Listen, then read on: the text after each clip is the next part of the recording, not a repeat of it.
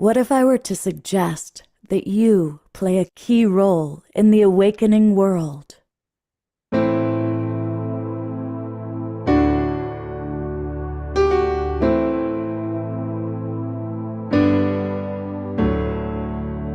that you are watching this because you have heard the call.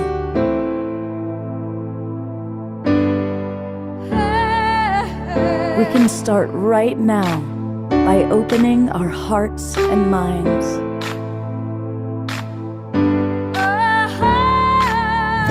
Welcome to the awakening world.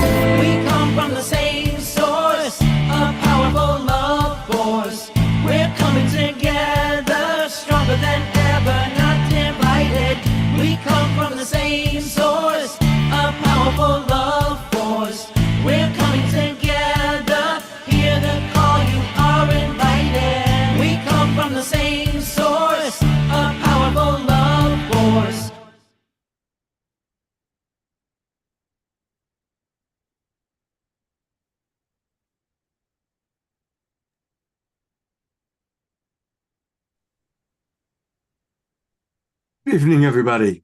It is International Peace Day, International Peace Week, and we are the Global Peace Tribe. And so it's a very special show. You know, we started in April of 2020, and so this is our 6th show in which we've celebrated International Peace Week. And every one of these shows that we've done has been very special. Going all the way back to the very first one when Avon Madison, the founder of Pathways to Peace, was one of our special guests, and she passed away 2 weeks later. This was her last public appearance. And so we honor the spirit of Avon, who has been guiding us ever so long. And I appreciate all of you who are with us. Big welcome to our beloved Zoom members, our loyal subscribers. And welcome to all of you watching on Facebook and YouTube. And boy, do we have a great show tonight. We've invited some of our favorite wisdom keepers and elders, including Chief Phil Lane, Mayor Cromwell, Louisa Tesh, Amanda Waring, and many, many others. And I'm really grateful to have as my co-host Jayoti Ma, who has really helped to bring in some of the elders that we're going to hear from tonight. And she is somebody that we've had on the show before. And Jayoti Ma, before we go to Omashar for the opening song, what does this International Day of Peace 2025 mean to you? Well, thank you, Scott, for having me with you on this very auspicious day, in this moment of the equinox and the new moon. So the stars are truly aligned in a spectacular moment here for us all. And for me, when I sit with the day of peace, I come to that place because I've been so fortunate in my life to be brought to sit with some of the most amazing elders and spiritual leaders around the world. And this is a moment of great change and shift. This is a moment when we first started talking about this, Scott, we wanted to look at the prophecy that some of our elders walk with, because it prepared us and it's instructing us in this moment that we're in so that we can be the peace we've been praying for. So let it be that way. Well, we're looking forward to hearing much more from you and hearing from the elders. But as always, we love to start our show with some high energy and our beloved house musical artist, Omashar. Hey, welcome and namaste, everybody. And because of the topic tonight, I'm going to play a song that I wrote. The chorus of it is not mine. It's something that we sung for years every month in Sweat Lodge. I wrote a verse before it and a verse after it, and I'm using it as my chorus, and most of you will know it. I've sung it a couple of times here before, but it just seemed really appropriate for tonight. I'm going to put the lyrics in the chat so that you can, muted, sing along when we get there. And here we go. Theoretically, we do that.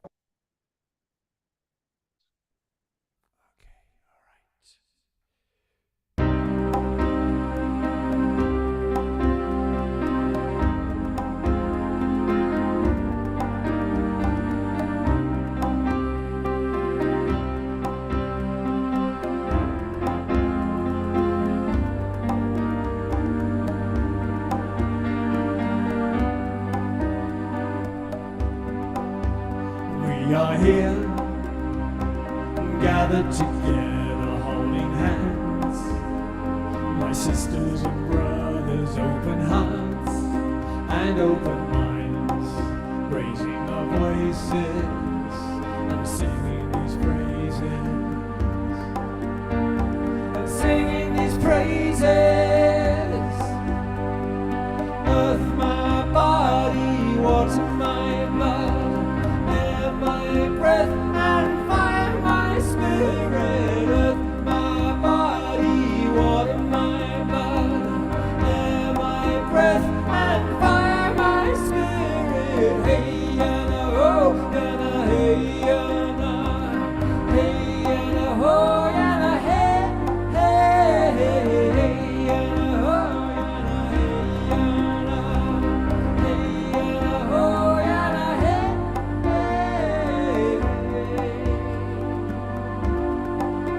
We are here and we're loving our Father. We are willing to love each other, open hearts and open minds. We raise our voices and sing these praises, and sing these praises. Earth, my body, water, my blood, air, my breath and fire, my spirit. Earth, my body, water, my blood, air, my breath and fire, my spirit. Earth, my body and water, my blood, air, my breath and fire, my spirit. Earth, my body and water, my blood, air, my breath and fire, my spirit. Hey, yana, oh, yana, hey, yana, hey, yana, oh, yana, hey, hey, hey, hey, yana, oh, yana, hey, yana, hey, yana, oh, yana, hey, hey,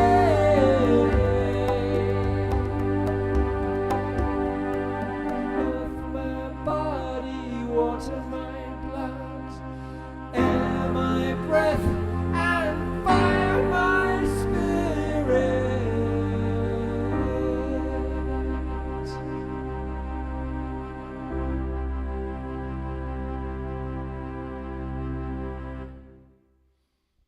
Let's go to gallery view and give a big twinkle. You had people singing. I saw you at Louisa, and everybody was singing those songs I know. with you, It's brother. wonderful.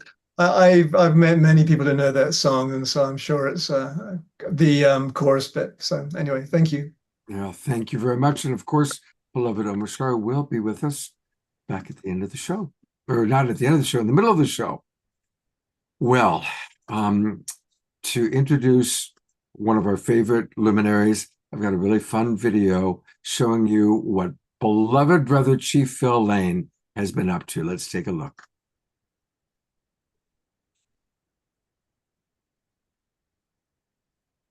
Oh, come on. You know, we tested this video before the show. We tested it and it played perfectly, but we're going to try it again because I really do know it wants to play. I really do. There we go. We give great thanksgiving for this great day that is leading to the signing of a binding planetary peace treaty to end war. In in honor of St. Bridget and to our sacred prophecies. And those fires were joined. The fire of St. Bridget, from the original fire, we have that ashes that were joined on the 10th of July, buck moon, with our sacred ashes from all over Mother Earth, the 8th fire, and other sacred props, Greenland and other places. Creator of the universe, most beloved one, all powerful one, most kind one, most compassionate one, ever forgiving one. We call upon your holy power at this time to infuse us with your holy and sacred power. And creator of all good things, we give thanksgiving for all your sacred teachers.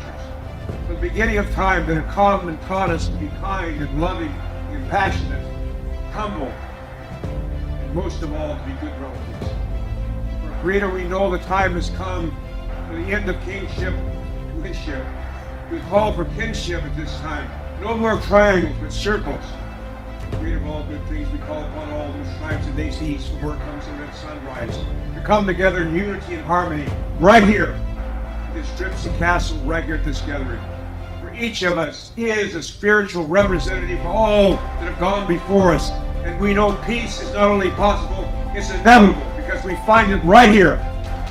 All the relatives here representing all those that went before us. We are in peace here. We are here for peace. The time of war is over. Forever.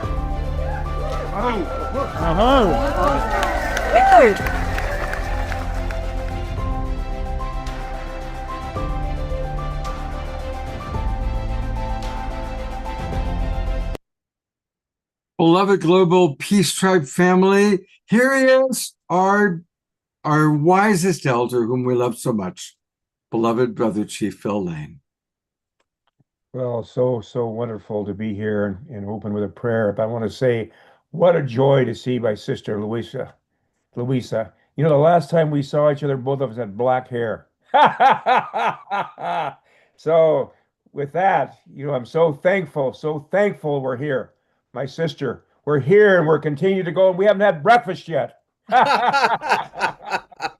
I'm going to give a little opening prayer here, and I'd like to say a few words about peace. O Tunkashla Wakantaka, Creator of the universe, most beloved one, all powerful one, most kind one, most compassionate one, ever forgiving one.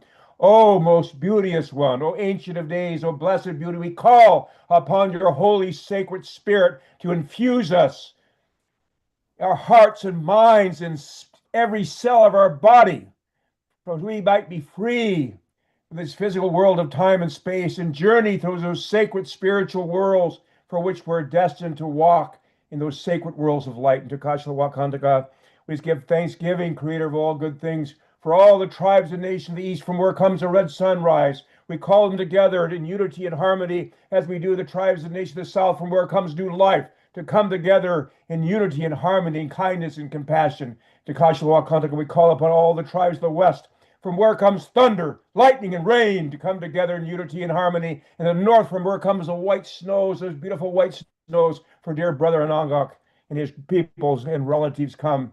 And to Kashla Wakantaka, we call upon that sacred wings of that sacred eagle, that sacred hummingbird, that sacred condor, that sacred eagle that join together. We call upon the power of Father Sky and all the masculine elements of life that are in unity with all the feminine relatives of life, qualities of life. And we humble ourselves before our beloved Mother Earth and womankind. We ask, Creator, the wings of the eagle, the condor, the quetzal, and the hummingbird may have equal power and love and compassion and equality as they had from the very beginning that has no beginning. To Kashla Wakantaka, again, we just give thanksgiving. And I share this prayer of unity. Oh my God, unite the hearts of thy servants and reveal unto them thy great purpose. May they follow in the commandments and abide in thy law. Help them, O God, in their endeavor, and grant them strength to serve thee. O God, leave them not to themselves, but guide their steps to the light of knowledge, and cheer their hearts by thy love. Verily thou art their helper in the Lord. Haul me chante washte lo, Shunkmano he meado chinupasapa meado haul me chante washte. My names are Shunkmano and Chinupasapa, and I stand fully responsible before the Creator for my words and my actions. Haul me chante washte. I hope. Well, Mitaki Epi, I think we all know that the huge elephant in the center of our planetary front room is war, war, war. And we know that war leads only to more war. In fact, now we can see very clearly that the industries of this world are focused on war. If we just see the amounts of money right now, today, we're spending on war, and we just project that just at the last 5 years of what we've been spending on war, that means by 2050, we're going to spend over $200 trillion on war. $200 trillion.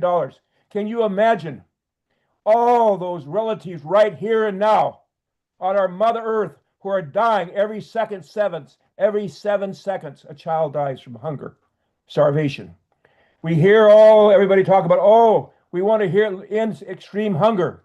99% of all extreme hunger is in the middle of war and conflict. Unless we face this head on, war. And that's what happened when we were in Ireland. We did face that head on. On the Buck Moon, July 10th, we ignited the 8th fire in harmony with the fire of Kildare, of St. Bridget, her original ashes. They're burning now everywhere on Mother Earth. And then we visited all our Irish relatives who, in 2023, in Palenque, came to join us because of the great gift given by the Choctaw people in 1847, right after they'd gone through the Trail of Tears, starving, no funds. They heard about our Irish relatives who have been colonized just like we were colonized. The Great Hunger, where over 1 million Irish relatives died from hunger. Another 1 million were forced away from their own home. But they felt so deeply about this, these relatives, these Choctaw relatives who had married these Irish men who'd come from this great hunger. They traveled to Cork, Ireland, and they brought, in today's dollars, thousands of dollars. They had nothing, but their hearts brought those funds there to help those starving Irish relatives, and they didn't forget. When our dear relatives, our dear Dene and Hopi relatives were suffering during COVID and now not provided kind of resources, the Irish raised over $2 million, $2 million to send to those relatives. And so not only that when they had the opportunity to build a statue to honor someone at Cork, they chose Kindred Spirit Ireland statue, which is 9 eagle feathers to honor the Choctaw people. And that built this bridge that was fulfilled in 2023 when we first met the union of the condor, hummingbird, quetzal, and eagle. We knew and saw the vision. They would be the bridge into Europe. And sure enough, in Cork, Ireland, our Frisi relatives from the coast of Netherlands and from Germany came over, and we joined. And that movement is going. And then on the 20th of July at Gypsy Castle, for 3 days we prayed.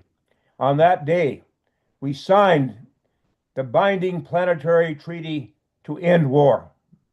Binding planetary treaty to end war. And Brother Onongok, who's not here tonight, was there, and others, my other good relatives were there from all over the Union, across the Americas. Other relatives came from Thailand, other places, from the Frisi people, from other tribal people in Europe. And we came and said, it's time to end this. It's time that we fulfill completely these prophecies. Because we know, Mitakuyepi, we're one human family. Genetically, they've proven over and over again. Spiritually, we already know we all come from one source, one sacred source. All sacred teaching that teach love, compassion, happiness, kindness, humility come from one sacred source. But we also know scientifically, genetically, 99.9% of us ourselves are the same. We are one. Secondary things are our eye color and our gray hair and how our skin might look. But that's all. We're one human family. And not only that, we know the hurt of one is the hurt of all. And the honor, the uplifting of one is the honor uplifting of all. So Mitakuyepi, I just want to say that in this beautiful days we have, the 99 days of peace through unity, that began clear back. We look back to the year 2000, our dear sister who's passed on the other side camp, who's right here close in our closest vein, because we know there's no death, just a change of worlds, just a change of worlds. One more thing I want to mention here, that if we continue with global debt from where we are right now, we're talking about by 2050, not only are we talking about at the same rate of war being at $200 trillion, we're going to be over $440 trillion in debt, global debt, planetary debt. The other thing I think is really important to notice and make remark to really look at, there's been billions upon billions of dollars poured into the Amazon, billions, and the situation in the Amazon is worse than ever. From my perspective, in talking to our relatives there, it's time to listen to the people of the Amazon. It's time to create space of 2 weeks for them to come together with their sacred medicine, their sacred ayahuasca and other medicine. Let them talk to each other. The solution to the situation in the Amazon is in the Amazon, from the peoples of the Amazon. It's time for us to come and listen to them, not to come from outside and tell them how to do this. Because look at the billions and billions and billions we poured into that, just like we poured billions upon billions into the war on drugs. And it's worse than ever, because we've got to go to the root cause. It's spiritual and foundation.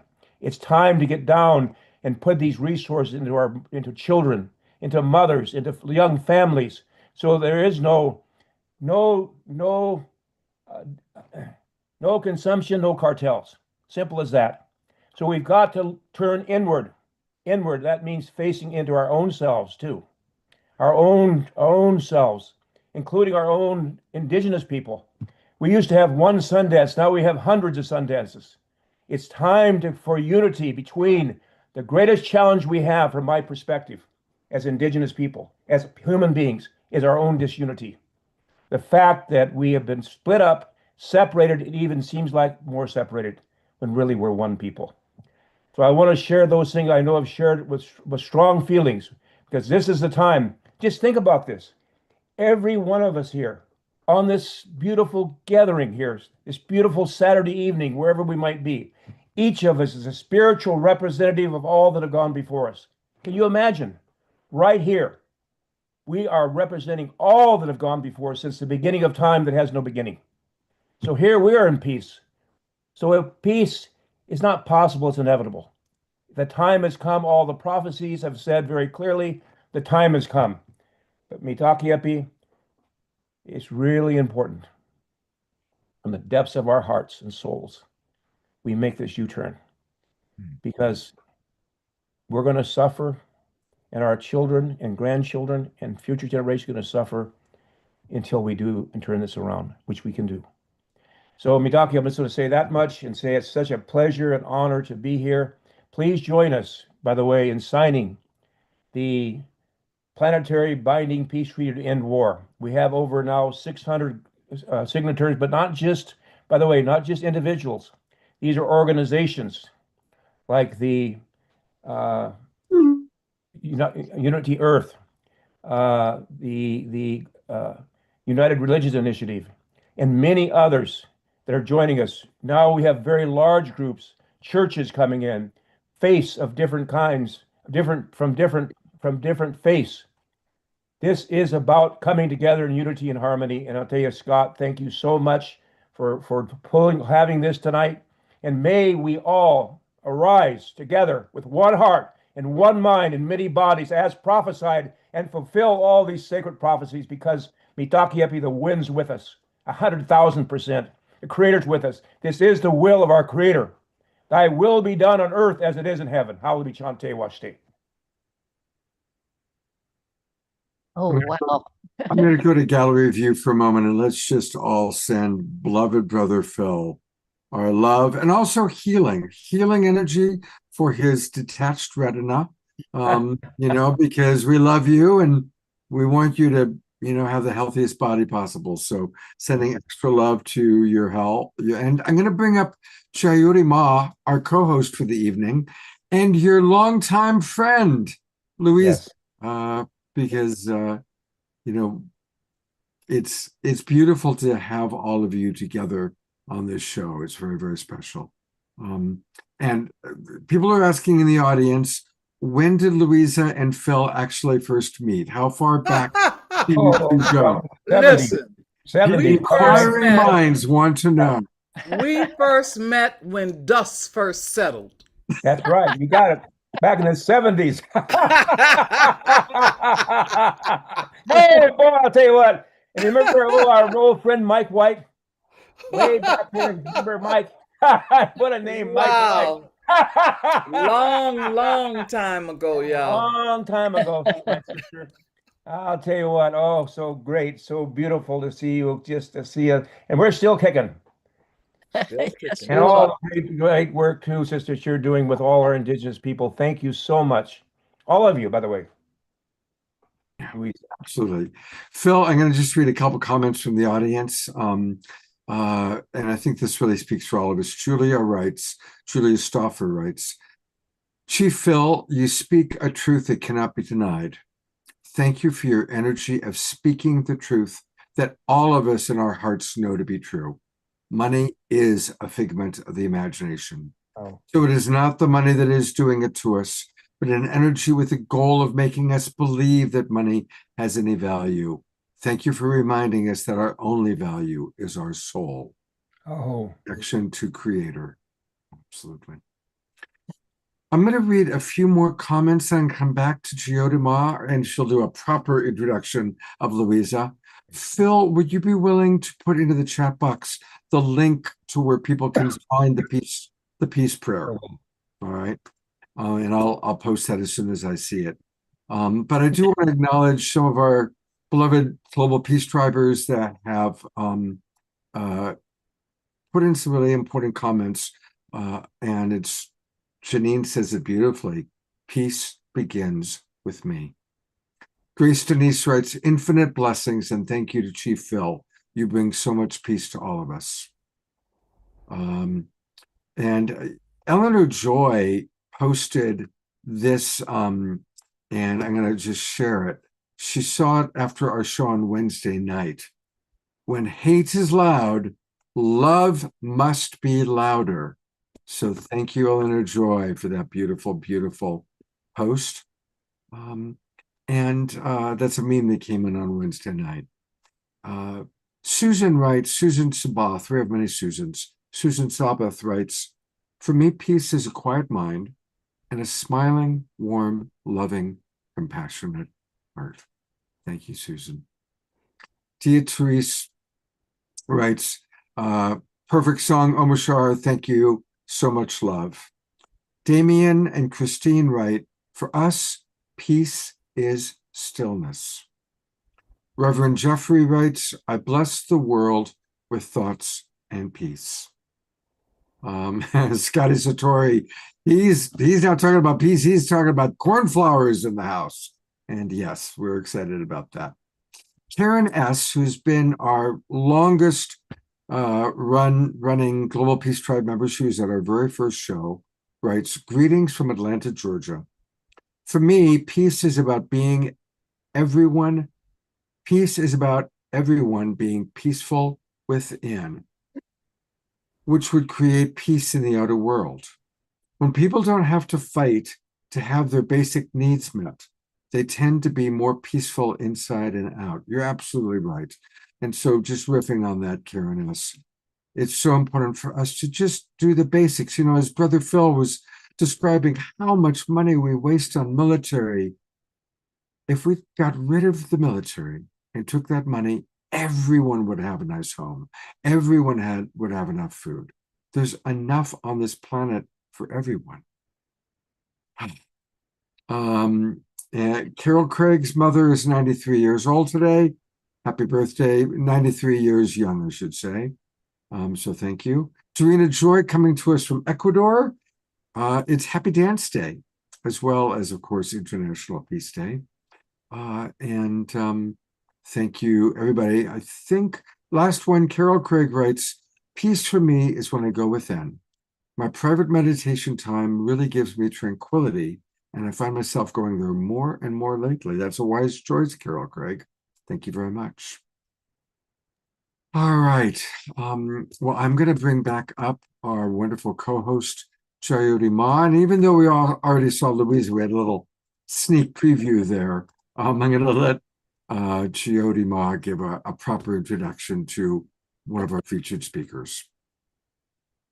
Well, what an honor it is to be amongst all the wise ones that are gathered here, both seen and unseen. And what an honor it is for me, Chief Phil, to come after you. And this moment of truth that everybody recognized, because I know that almost 2 years ago this December, Chief Phil, the Mamos brought us a message. I'm going to speak about it a little bit later, called the Mother's Message. And you were one of the first to catch it and send it out far and wide. You really understood the truth that they were sharing with us, and they're now preparing to bring us another message. So I'll connect with you shortly when that comes. Right now, I want it's my great pleasure to introduce one of my most favorite people on the planet, Yeye Louisa Tish. She comes with a thunder spirit, she tells me, because the thunder spirit said she's got to be clear. Mm-hmm. And that's the way I know her.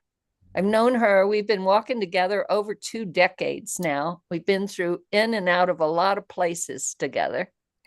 She likes to be known as the founding mother of the Jambalaya Center for Ancient Mysteries and Sacred Arts. And she's a respected elder in the Orisha, I can't talk tonight. Excuse me, yay. It's all right. Orisha tradition of the African diaspora. So she comes with a lot more than that. And I'm really excited because she's about to open a center that's 13 minutes from my home. And the both of us grannies were there. And she's got a creek running through this beautiful property that goes down to the river that goes to the sea. She's been dreaming it for 16 years. Yep. So sometimes persistence is the key.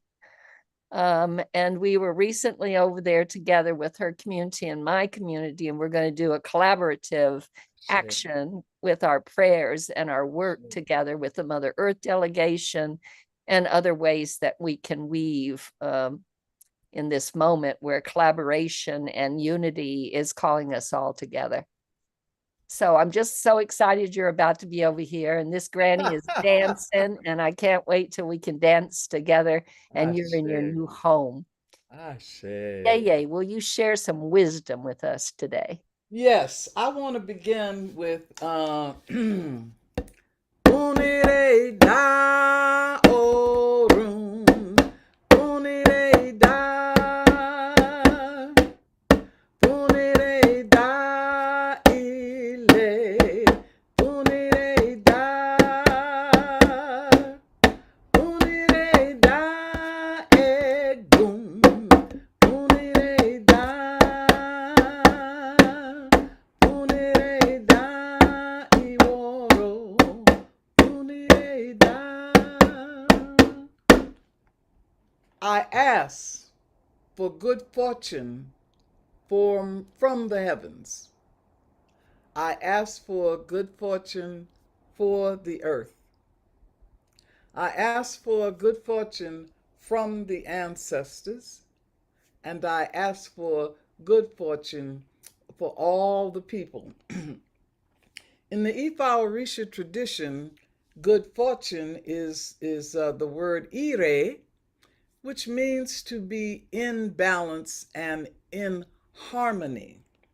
You know, oftentimes, as an American, there are people who talk about what I call the melting plot, the American melting plot, where everybody is poured into a pot and stirred and everything comes out gray. This is not what we want. What we want is a bouquet. We want a bouquet where every flower has a beautiful shape, a beautiful scent, and each flower can contribute its beauty to the bouquet on a bed of green. That green is the earth. Creator had a wonderful time making all of us this variety that we are, the different skin tones, the different eye colors, all of the things that Phil named. We are all flowers in a bouquet on earth. If we can start to see that and love and respect each other for both our commonality and our uniqueness, then we will have balance and harmony. We can sing together, we can grow together, we can be beautiful together. I am very fortunate to be an elder in a tradition with an elaborate divination system. And twice a year, in January and in June, the priests of my tradition gather worldwide, and we invoke the ancestors and the deities and ask them what is coming, what is happening now, and how should we conduct ourselves. Okay, such things as the COVID epidemic was predicted. The bombing in 9/11 was predicted. And when all of these predictions come down, we are always guided how we should conduct ourselves in the face of it. Now, I have two good pieces of good news for you.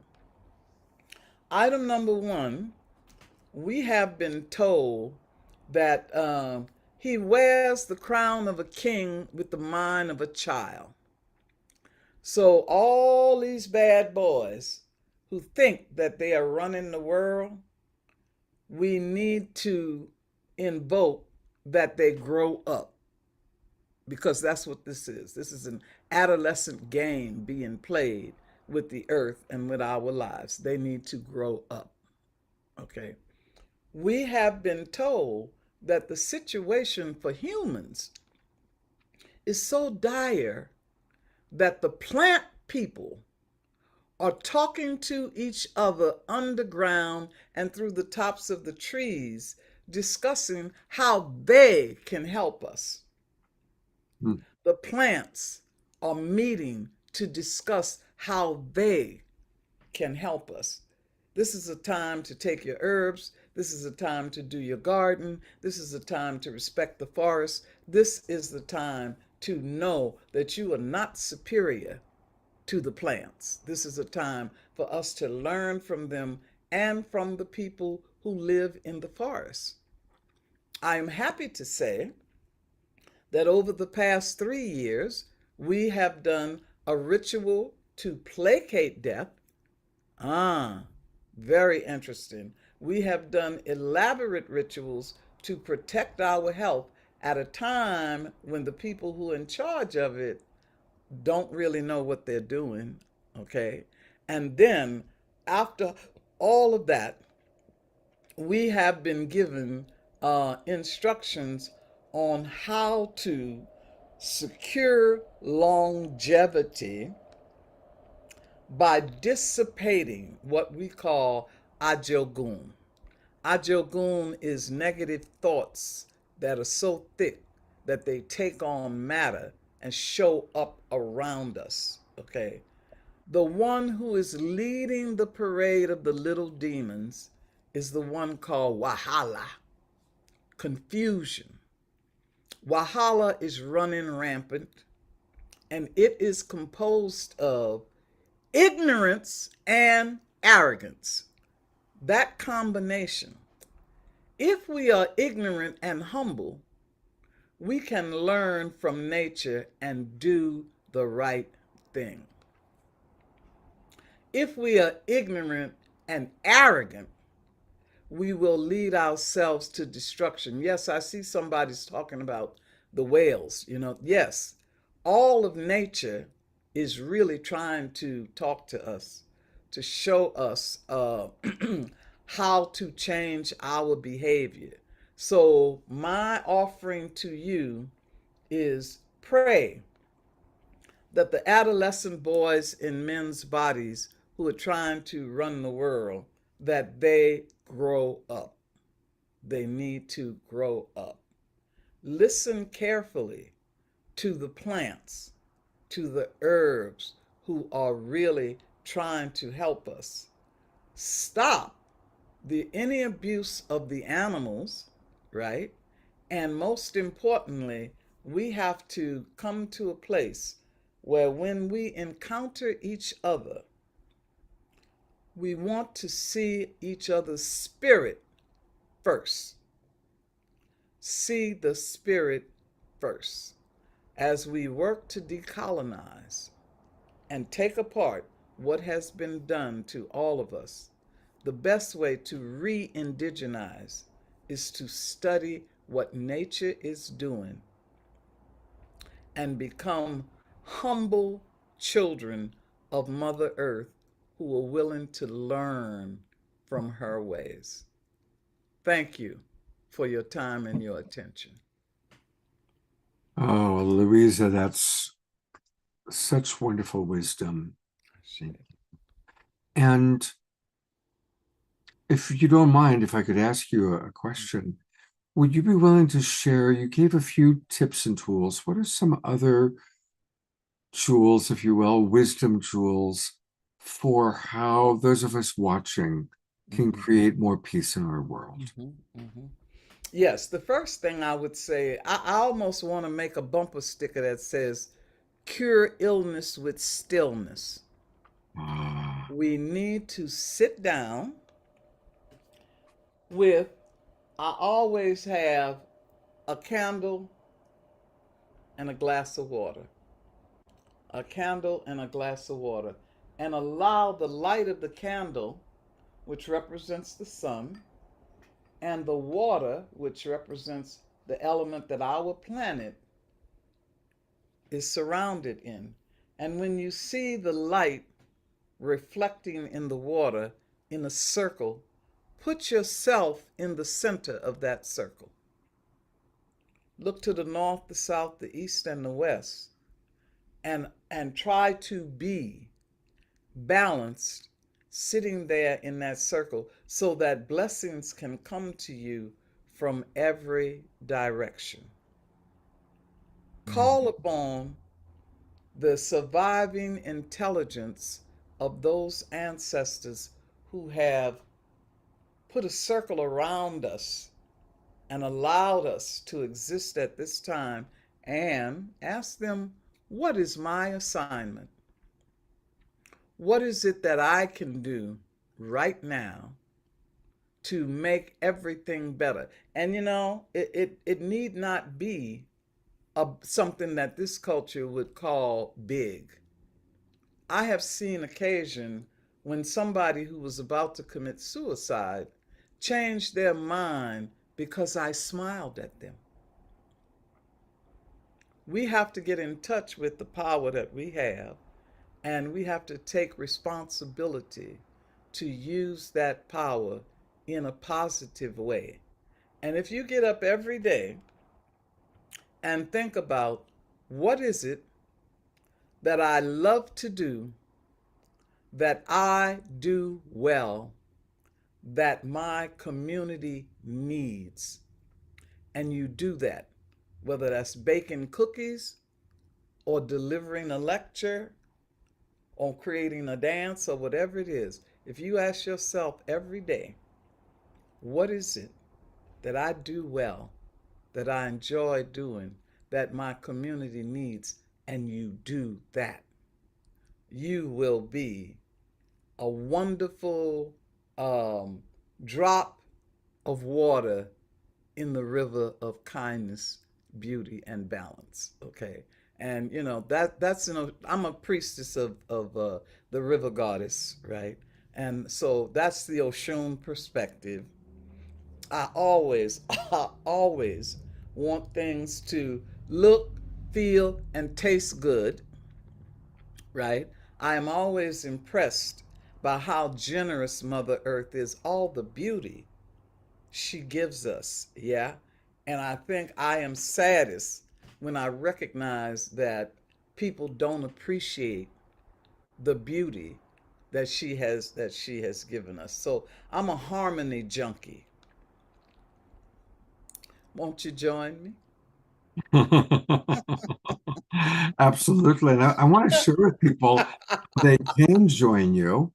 Louisa can be found on Linktree. I think most of you know now how it works. You go to linktr.ee, Linktree with a little dot in the middle there, / and her name, Louisa Teish, LuisaTeish. And you can tell that this amazing woman does a lot because look at how many things there are to explore. Everything from sound bowls to her work with music, Yes. herbs. Is there one in particular you'd like me to open up and show people, Louisa? Well, what I want to say in general is that the two classes that I'm doing, Cracking the Ancestral Code, is designed to put people in alignment with their own ancestors, right? And the elements of ritual is preparation for what I call spiritual activism, learning how to move through social issues from the position of spiritual guidance. We also on Patreon have the new moon money pouring, right, which is designed to attract abundance beyond what the feds are doing, beyond all of that. We're talking about bringing heavenly energy down into sufficiency for what we need, and the full moon burden burning, which is our drug free antidepressant. Okay. Right now, I have a situation where I need people to tell me what they want to study because the Jambalaya Center is going to teach all kinds of things. I'm calling in some of the best people that I know so that we can learn and share whatever it is we need to. And I've been blessed. I've been blessed with a house full of wonderful people. I have doulas and midwives. I have sound healers and herbalists. I have a goddaughter who's a shaman who does brain mapping. We are developing programs for gang boys to get them out of gangs. And, it's fantastic. Come on in, let me know what you need, and we will do our best to pull it together because the time for service and the time for connection is now. Beautiful. So if you go to her website, um, to Linktree, or if you go to Patreon, Patreon. I'm going to become a member. So if you go to Please. patreon.com / yay, Louisa Tish. And I'll leave that up for a moment so people can write it down. And it's so important for us to support this amazing woman. And Louisa, I always am so grateful to have you with us. I'm going to bring your friend Shayuri Ma back on Ashe. for Thank you. anything she wants to add. Oh, how can you add to that? You made such a wonderful bouquet. And I can actually feel the aroma that came off of it that's moving through the air that's going to touch us all. So I'm just going to take a deep breath and stand right beside you as you continue to light the way for so many. It's you always inspire me, Yay. You always will. Ashe. Well, the place where the Jambalaya Center, and if people want to donate toward the securing of the place, we have 3 gardens on 5 acres. We have a flower garden that is magnificent. We have an herb garden and a vegetable garden.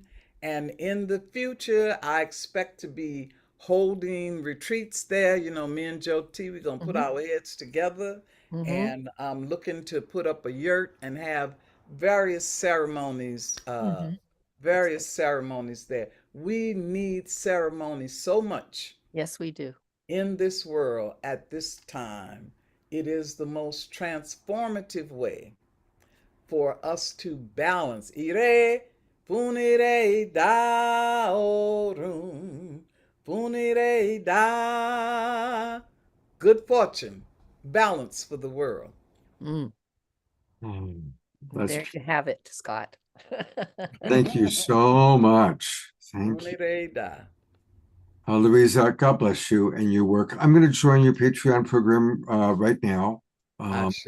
Actually, after our next introduction, and I definitely want to follow what you're doing. And I'll put in the chat box one more time for everybody how they can support you on Patreon. Thank Ashe. you. Thank you. Yeah. Reverend Jeffrey, I don't know if you've seen the messages I've sent you, but I'm wondering if you would like to, since you are here, would you like to do a quick introduction for your friend Abd, who is our next guest? Sure, sure. Thank you, Scott. Well, it's just such a pleasure. My dear friend connected, when we were part of the interfaith community in Florida. And this led to my connection to this wonderful group. And we wanted to have Abed on before when Ted was on, Ted Bernstein. And but hey, he got to come this time, and we missed his music. I know, Scott, you said you were really excited about hearing his music, and they're having an event coming up, part of our International Peace Week, that he can share with us. So thank you, Scott. And is there anything you want to share about the Abrahamic reunion so we have a little sense about what that is? Well, I'm not a member, but I let him talk about let him describe it, and maybe the event that's coming up. Absolutely. So welcome, Abd. It's Thank good to have you with us. And thank you, Reverend Jeffrey, for bringing him. And yes, tell us a little bit about the Abrahamic reunion. Sure. First of all, it's my honor and my pleasure to be with you today for the first time, actually. And I will start with greeting you in the greeting of Islam, Assalamu alaikum, which is peace be with you. And I will start with the quoting from the Quran, from the Holy Quran, when Allah says in the name of Allah, Bismillah ar-Rahman ar-Rahim, يا أيها الناس إنا خلقناكم من ذكر وأنثى وجعلناكم شعوبا وقبائل لتعارفوا إن أكرمكم عند الله أتقاكم إن الله عليم خبير. O people, we create you, male and female, and we made you nations and tribes to know each other. The most honorable of you, the most good, the most righteous, indeed, Allah, the most knowledgeable and the most expert. This is the beautiful words from Allah in the Quran to the people. And any gathering, especially the gathering of peace, this is the most holy gathering always. And when Allah says He's the most expert, because He's the creator, so He knows that He makes us different from the beginning, but He wants us to meet each other and to know each other. This is one of the most important reasons, which is to know each other. So we can learn from each other and we can have a huge knowledge. And we know nations and tribes. So at the end, we become knowledgeable and experts. So my name is Sheikh Abdel Salam Manasra. Abdel Salam, actually, it was the most beautiful gift from my family, which is mean the servant of peace. And the peace in Islam, it's the sixth name of Allah. And in all religions, it's the name of Allah or the Creator is peace. And I'm belong to a Sufi family. More than my family, they are Sufis more than 1,000 years. This is the legacy of my family. And I am from the Holy Land, the most beautiful land, the Holy Land, the land of peace. Unfortunately, that the suffering today from peaceless. So we always praying to the Holy Land and to the people who lives there for a peace and love and harmony. And actually, I am the third generation of my family as a peace builder. My grandfather started. My grandfather was born in the 40s, and after the 48, we are a family from Endur, which is abandoned village today, but we moved to Nazareth. It's in half hour from our village originally. And my father, when he became a sheikh, he started a peace movements in the Holy Land with other rabbis as Muslims, Jewish and Christians, Druze, Ahmadis, and lots of religious and Samaritans all together to bring peace and to bring the people together and to remind the people that the purpose of creation is much more higher than conflict and killing and war. So this is, and I am honored as the third generation as peace builder and bridges maker between nations in the Holy Land. And the Abrahamic Reunion, it's an organization that started their works in the Holy Land 25 years ago. And I honored to be the Israeli programs director of the Abrahamic Reunion in the Holy Land. I'm living now in Sarasota, USA, and working with Rising Tide as interreligious and interfaith dialogue facilitator, expert. I'm flying like three times a year to the Holy Land, doing lots of programs, especially this time, the tough time, and to bring hope to the people, to strengthen the people, and to bring the people together always during the most difficult time we ever doing. So we ever expert in the Holy Land. So thank God that we are so active in the Holy Land, and lots of people and the public. Unfortunately, the extremists right now taking over power on all sides. And there are few people who are trying to drag the whole situation and the whole people to the unknown, to where the people don't want to go. Most of the people, they want to live, they want a peace, they want a quiet time, and they want to know each other. So we're holding the titles always in the Holy Land, knowing the other. In all of our programs and everywhere, we calling the people to know each other. When they know each other, they stop fighting. Most of the people don't want to fight, and the people who want to fight, half of them, because they don't know the other, from fear, from there is no knowledge, nothing, so they're afraid. And when we start to talk with these people, they start understand and realize and go back to their humanity. So this is the most important thing that we are doing always, to talk to the people and to talk and to have a dialogue and to teach and to educate people and to make them feel themselves first of all, because the Sufis always says, if you want to know your God, you have to know yourself first. And if you want to know yourself first, you can look to the eyes of the others and you can see yourself. You can feel the hearts of the others, so you can feel yourself, and then you can know your God. Thank you so much. There's a question that's actually come in. Quite a few people are thanking you for your work and your family's lineage. Susan writes, thank you for your perspective. We are all so concerned about the Holy Land, and it's wonderful to hear a peacemaker. And Dr. Laura is asking you if you think that the global flotilla has any chance of actually making it to Gaza with humanitarian aid. So, I think I miss you. Can you again, please just repeat that question? Dr. Laura is asking if you think that the flotilla of global aid will make it to Gaza, if you're familiar with that. Okay, yes, of course. Yeah. I hope we all hope we doing all of our best to bring peace and to we praying. We do lots of programs in the Holy Land, and we praying for everybody who trying to do a peace.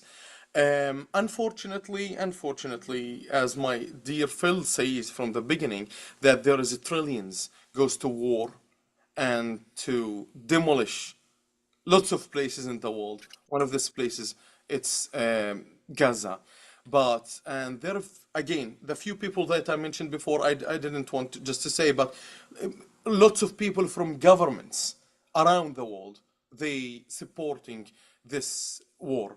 So we pray and all support we can do right now for to any movement wanna send aid. It's a praying and to push and push more in the streets for the people to come all together to stop the war. And we saw and we witnessed for a huge demonstration in Tel Aviv and everywhere, Jewish people, Israeli people, who calling for stop war on Gaza. So all what we can do right now, that to strengthen the people and to bring more and more and more people together to push on the governments to stop the war. And we pray and we hope that any aids can make it and can go through. Thank you for that. Thank you. And I'm excited because you're going to play and tell us what that instrument is, please. Sure. This is a traditional instrument and so ancient instrument. Actually, they found in Syria a wall a paints about the oud then more than 5,000 years ago. It wasn't the same shape. It was a leather here, but with the time, it's become in this shape. And it's a wood from here. It's a string instrument, and it's called oud, O-U-D. In Arabic, oud. It's with the oud, and it's very beautiful sound. Of course, there is lots of stories about the oud, but you will hear the oud right now, and you will let me know what you think. Thank you.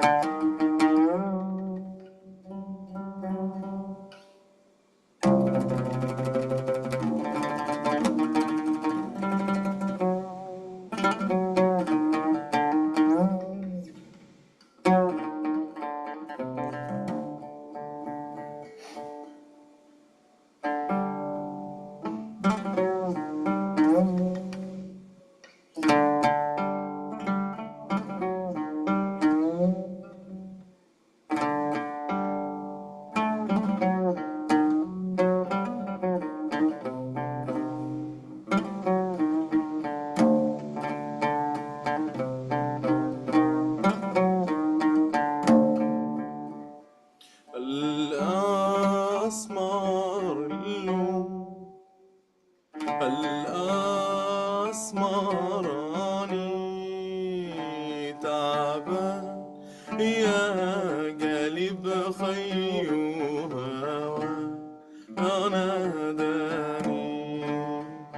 هواك ناداني.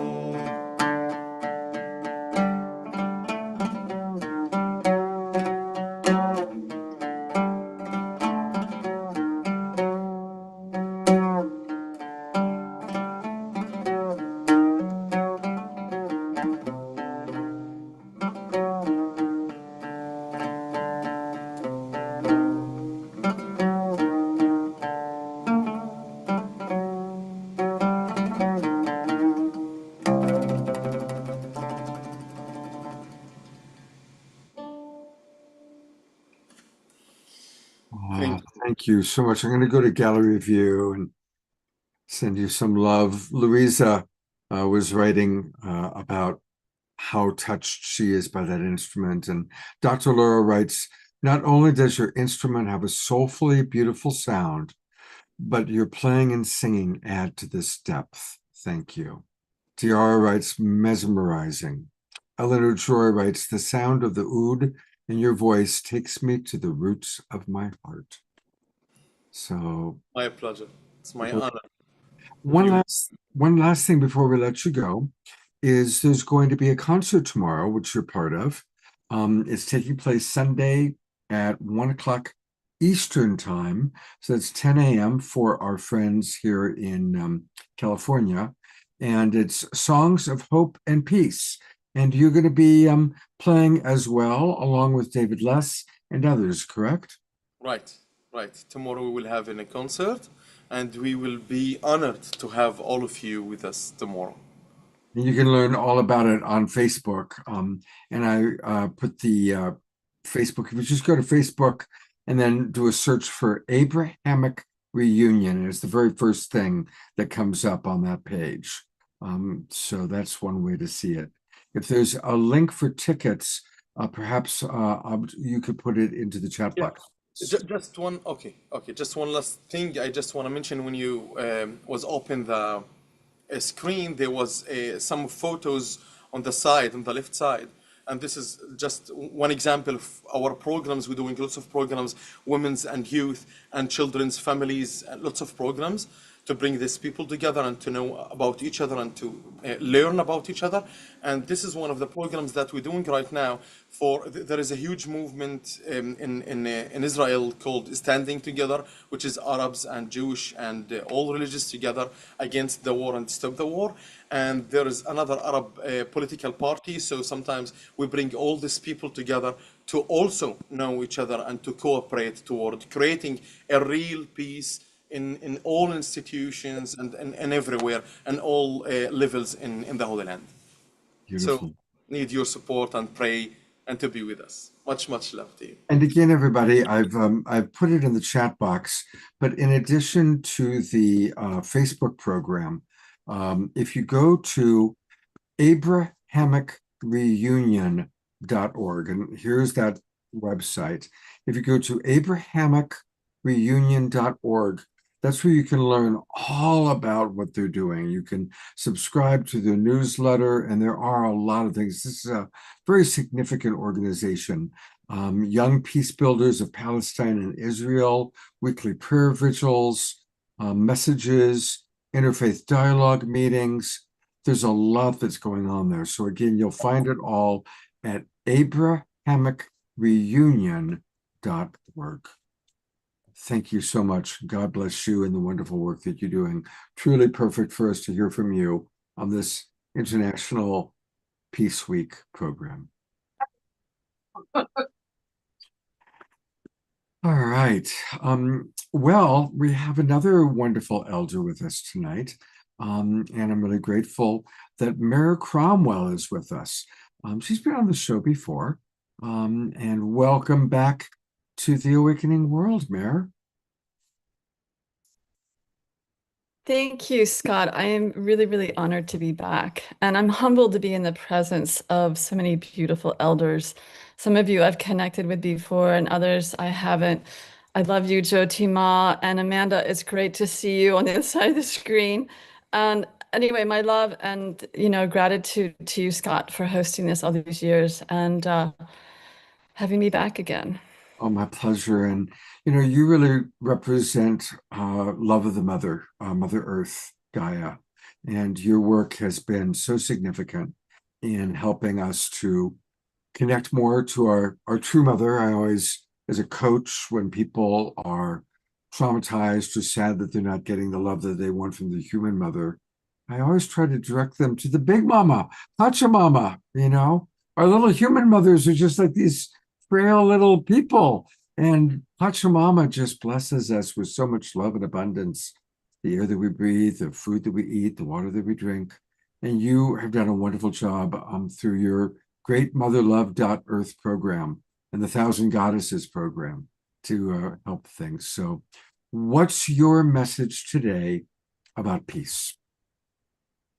Oh, well, first of all, I want to say my heart goes out to the people around the world who are in the war zones. And what Abde, I'm not saying your name right, but what your group does touches me really deeply. I mean, my heart is hurting, feeling the pain of those who are in these war zones. So, my message for peace today is I'd like to echo something Louisa said, is ceremony.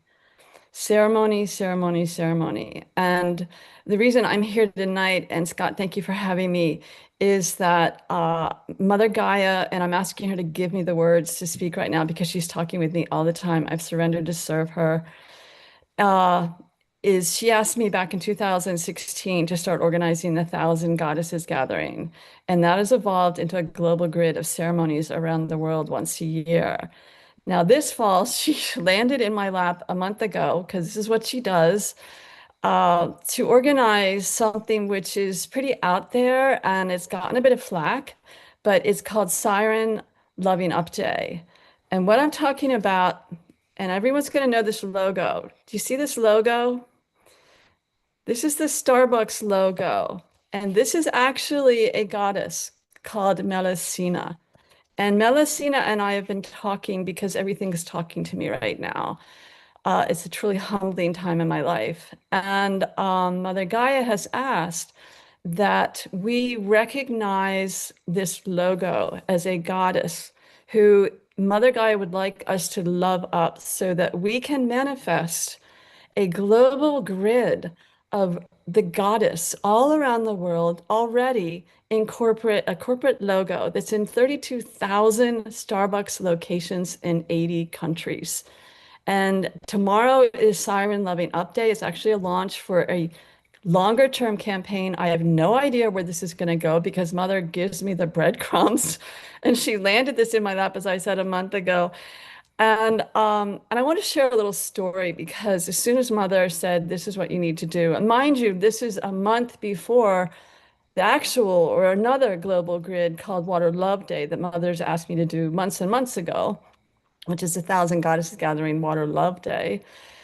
The day after Mother gave me this assignment of Siren Loving Up Day, she said, you need to contact your friend Marcia. I have a good friend, Marcia, who lives in Seattle. And so I contact Marcia, and Marcia says that, I said, Marcia, do you know anybody who works at Starbucks? And she said, yeah, I have a friend in the marketing department. I went, okay, bingo. That's why Mother wanted me to contact you. So she contacted her friend in the marketing department at Starbucks, and she sent her friend the information about this event, which is tomorrow. And her friend who works at Starbucks said, wow, that's great. I super love how she's co-opting the divine feminine from the claws of capitalism. Maybe I'll do some ceremonies in the building, the beating heart of you will. Thanks for sharing. Now, as I'm reading that to you, I'm getting all this energy through me because some people, more than a few people, have shared with me, I don't go to Starbucks, I boycott Starbucks, et cetera, et cetera, et cetera. And I'm like, I get it, I get it, I get it. However, Starbucks is a corporation that has evolved from hundreds and hundreds of years of wounded masculine patriarchal systems, like all of us. We all grew up within these systems. Starbucks is one with us, believe it or not. And a lot of people are going to be like, what? How can that be? But the fact of the matter is that they didn't come up with these patriarchal ways. They didn't come up with these capitalistic focus on profit. This is not something they invented. So the fact that this woman is going to be doing ceremonies to the goddess within the headquarters of Starbucks, to me and a mother, is like, this is one of the ways the divine feminine works, is she comes in sideways and she opens the heart of those who are receptive. And even those who are somewhat receptive, there's still a ripple of love from the divine feminine coming in. And the invitation from Mother Gaia is for each one of us to see this logo. And by the way, the message here in the cup is I love your energy. Because I went into a Starbucks store and I said, you know, I need to tell you something. Did you know that your logo is a goddess? And I'm organizing this Siren Loving Up Day. And I had all this energy, and the mother was with me, and my spirit teams came in with me, who are wonderful, beautiful beings. And the woman who was making my drink wrote this on the cup, I love your energy, because we need the divine feminine big time these days. I think you all know this. We need the mother. We need to bring the mother into our lives. We need to remember that we're loved deeply, deeply by the mother. And one of the ways we can do this is subtle activism, which is doing ceremonies outside a Starbucks store, or doing it at your altar with a Starbucks cup, or even getting the logo off their website. You don't need to buy anything from Starbucks. A lot of people don't want to do that. That's fine. But this is to help heal and counteract all the wounded masculine patterns and behaviors around the planet. So that's happening tomorrow. But you know what? It's a longer term campaign. Do it anytime. Tell your friends, this is a goddess. Her name is Melusina. She actually exists, and she's beautiful. Can you say that slower and put it into the chat box for us? And tell us maybe a little bit more about the goddess Melusina? Melusina. Yeah. Melusina. Melusina. I'll write it in after I finish here. So Melusina and I have been talking, and she gave me this really long message.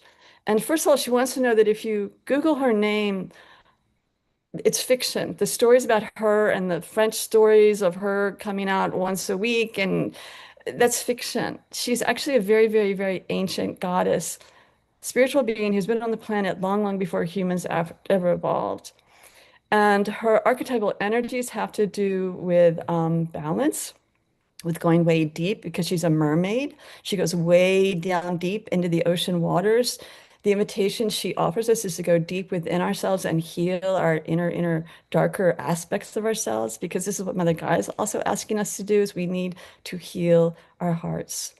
We need to open our hearts and allow ourselves to be vulnerable, allow ourselves to be held by the Great Mother if you have no one else who can hold you. Hug yourself even. That's so healing. And she's also about flexibility and play. She's got a forked tail. If you notice the forked tail in the logo, she really does have that. And the tail comes together as one when she swims a lot of times, and that is a metaphor for coming into the oneness. And then she gave me messages to me about how I need to play more, and how I used to be a mermaid in a past life. I mean, she's really fun and she's powerful. And the incredible thing is that Mother Gaia has been activating her to a whole new level, along with some of the other divine feminine ones who are supporting our planet at this time, who are many, many, many beings, and divine masculine ones. Many, many beings are supporting Earth at this time. And so she's actually being elevated at a higher level right now, with all the recognition she's already getting just from the inception of this whole campaign. But but this is where we as humans were the ground crew. When we love from our hearts and call on Mother Gaia and ask her to love up this goddess, and we love this goddess from our hearts, then we are the conduits bringing love forward at a whole other level. I think it's brilliant. I really do. And that's actually why I wanted to add this on, because look, peace is not hating Starbucks. It's not hating the corporations. It's how can we integrate love and peace and higher wisdom? You don't need to, drink your stuff at Starbucks. You don't have to go in there if you don't want to. But let's hold the vision. And I appreciate the Mayor Cromwells of the world who have one foot clearly talking to a goddess, about being a mermaid. Okay. That's one world she's got her foot in. But God bless her, she's got her foot in Starbucks also. And I appreciate that. And to be able to walk in both worlds it's an art form, really. And it's a necessary art form. So thank you for that, Mayor. It's an adventure, Scott, and I have one foot in the world of communicating with Mother all the time, and the nature spirits are yakking with me all the time. And I was just at a garden center, and the plants all wanted to go home with me because they're talking to me. I think there are a lot of us, our aptitudes are opening up because of the earth changes, rising energies. And these are really adventurous times, exciting times, adventurous. It's really interesting timing. I have a friend visiting me. Her name's Kana. And just before our show tonight, we went for a walk on my property. I live in Grass Valley. And she was going to leave early. And she said, Scott, I got to stay. The plants are all talking to me. I had to come back up here to talk to her client to get ready for the show. And she's still here because she said, the plants, I'm going from tree to tree and the plants are talking to me. I mean, that's just happening right now in my reality. And here you are Yeah, sharing on your end. So I want yeah. to acknowledge those of you who have the ability to hear and listen and talk to the trees and the plants and the And animals. I wanna, excuse me for cutting you off, but I wanna affirm what Louisa said, is that it is incredibly true that the trees, the plants are reaching out and they are offering us their love. And trees are not just, they don't just have hearts, they are all love. And as I'm saying this to you, I'm sensing some of the trees because I'm in the forest here in North Carolina, in Western North Carolina, and I'm feeling the trees coming forward, rippling love to me, to beam it out to all of you because they know what we're going through. The nature spirits, believe it or not, nature spirits exist. They're beaming love to us because they see how we humans are really struggling. They have tremendous compassion for us. I've brought Louisa and Jayoti Mahab onto camera too, because this is a beautiful conversation. And I'd love to hear what each of you have to add to this beautiful. Listen, Mayor, you giving me chills, girl. Let me say this. Somewhere on YouTube, there is a video of a performance that I did at St. John the Divine Cathedral some years ago, and the Melusina was the central character in that. We started out as dancers on the bottom of the ocean, right? I was the narrator who took her from being marine to being amphibian to going from the ocean on earth to the ocean in the sky. Out, when you said it, I said, okay, she's up. She's up again. I will definitely spread the word. Oh, please. Yes, you are on Thank to you. something, baby. Thank you. You are Well, and on I to just, something. it's just, I'm glad you're bringing all this up because everything's vibrating right now. On all the levels. We just got off a Mother Earth delegation call this early afternoon Pacific time, and Flor de Mayo has been receiving messages, and she was carried off and into a very strong experience with the celestial realm for like up to 12 hours. And what they're showing us, what they showed us, what the image she brought to us today that still stayed with me was, it was like she said they were different shapes of light. Some of them were made of crystal, so there were different variations of these beings of light, but they were descending upon us all right now. Yeah. And I think there's the energy is so strong right now. A lot of people, myself included, I'm stumble around a little because I feel like I'm something's got us and Yeah. is holding us at this higher level. Yeah.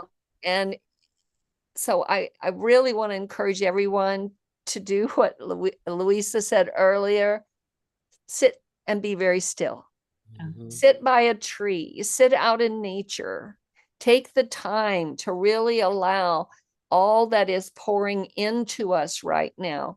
And if you think you've got to go to work, don't try pushing through. Really pause and take a moment and let your body rest, let it lay down so it can incorporate all of this new energy that's moving us into a higher, much higher frequency than we as humans have been before.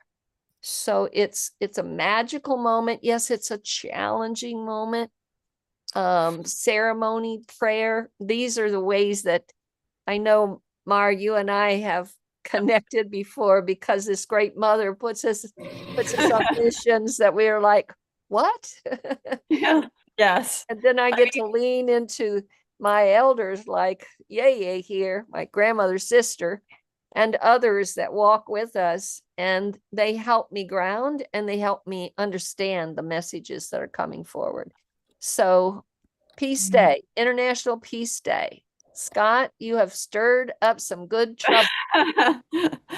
Can I want to add something that is not on most people's radar is as I was mentioning the Water Love Day for 1,000 Goddess Gathering, and the 1,000 Goddess Gathering is based on the Tibetan prophecy that when 1,000 goddesses or Tibetan Taras unite, it will shift the tone of our sacred earth from fear to compassion. And so by this Siren Loving Up Day happening a month before, and this is where Mother is a plan. Thank you, Scott. Melusina is a siren. She's a mermaid. And when we are sending her a lot of love, it's all the mermaids who are receiving it. It's all the mermen. It's all the sea elves. They all exist.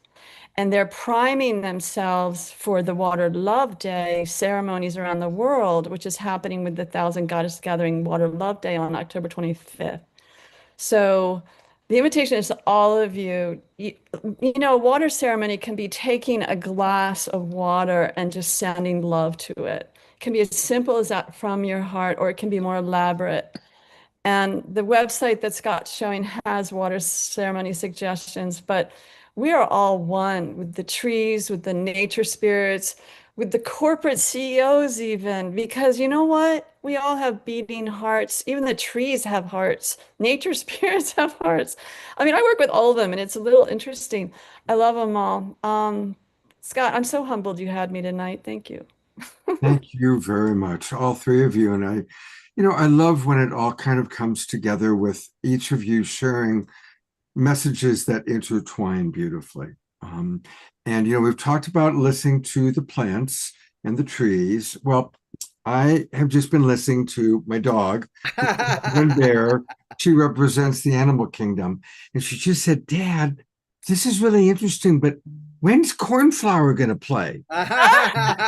So as much as we're enjoying all that you have to offer, she's really eager to move and groove. And we are blessed because one of our favorite moving and grooving looping artists, the great Cornflower, is with us tonight. So I'm going to turn it over to our beloved brother, Cornflower. Hello. Can you hear me? Yes, we can. Hey, everybody. Just had to navigate some technical. So I'm grateful to be here with you. Thank you for calling me in, Scott, especially on this auspicious weekend, celebrating the equinox and the Peace Day, International Peace Day. Can you guys hear me okay? Yeah, but you may want to do a quick test just to make sure, because okay. And we'll see Omashar is with us. It's only your speaking voice, Cornflower, which is quiet, as we mentioned before, right? Is that not any better? No, it's no difference. Wow. Yeah, I don't know what to do about that then. Remember before when we in the green room we had your mic and you had it louder than I put know it what you're down. talking about. Yeah, cool, I did exactly what I did before, and you said it didn't change anything, so I'm not really sure. Anyway, just shout and we can hear you, and we love you, we feel you. I love you. I love you, everybody. That worked. Go.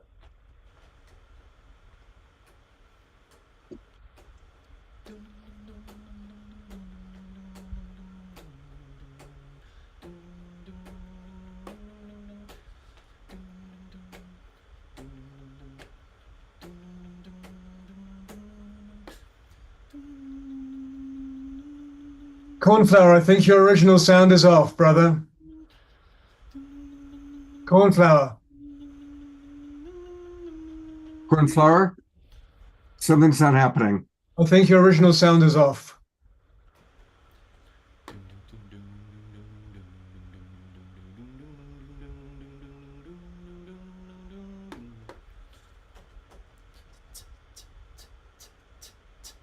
It's still not working, brother.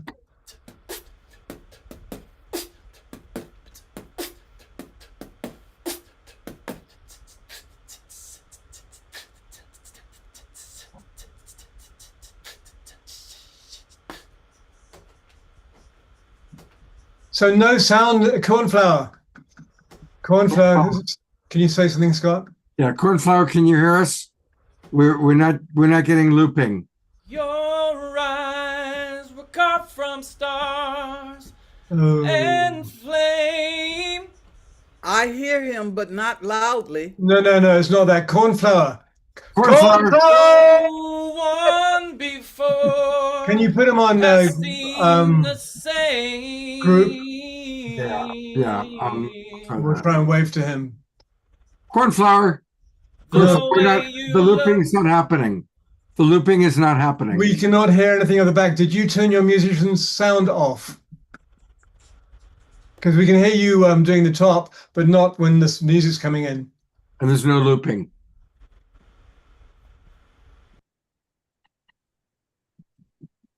You know, it's been happening like this all day. I think it's truly what's descending upon us. Yeah, it's well, and you know, it's Check 1 2. We can hear that, and you definitely have your musician's sound on, correct?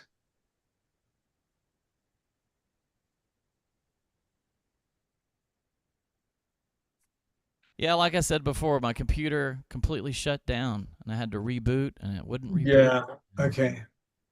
Not really sure why. Let's try it again. Okay, please. keep an eye on us. Thumbs up means it's working. Thumbs down means it's not. Cool.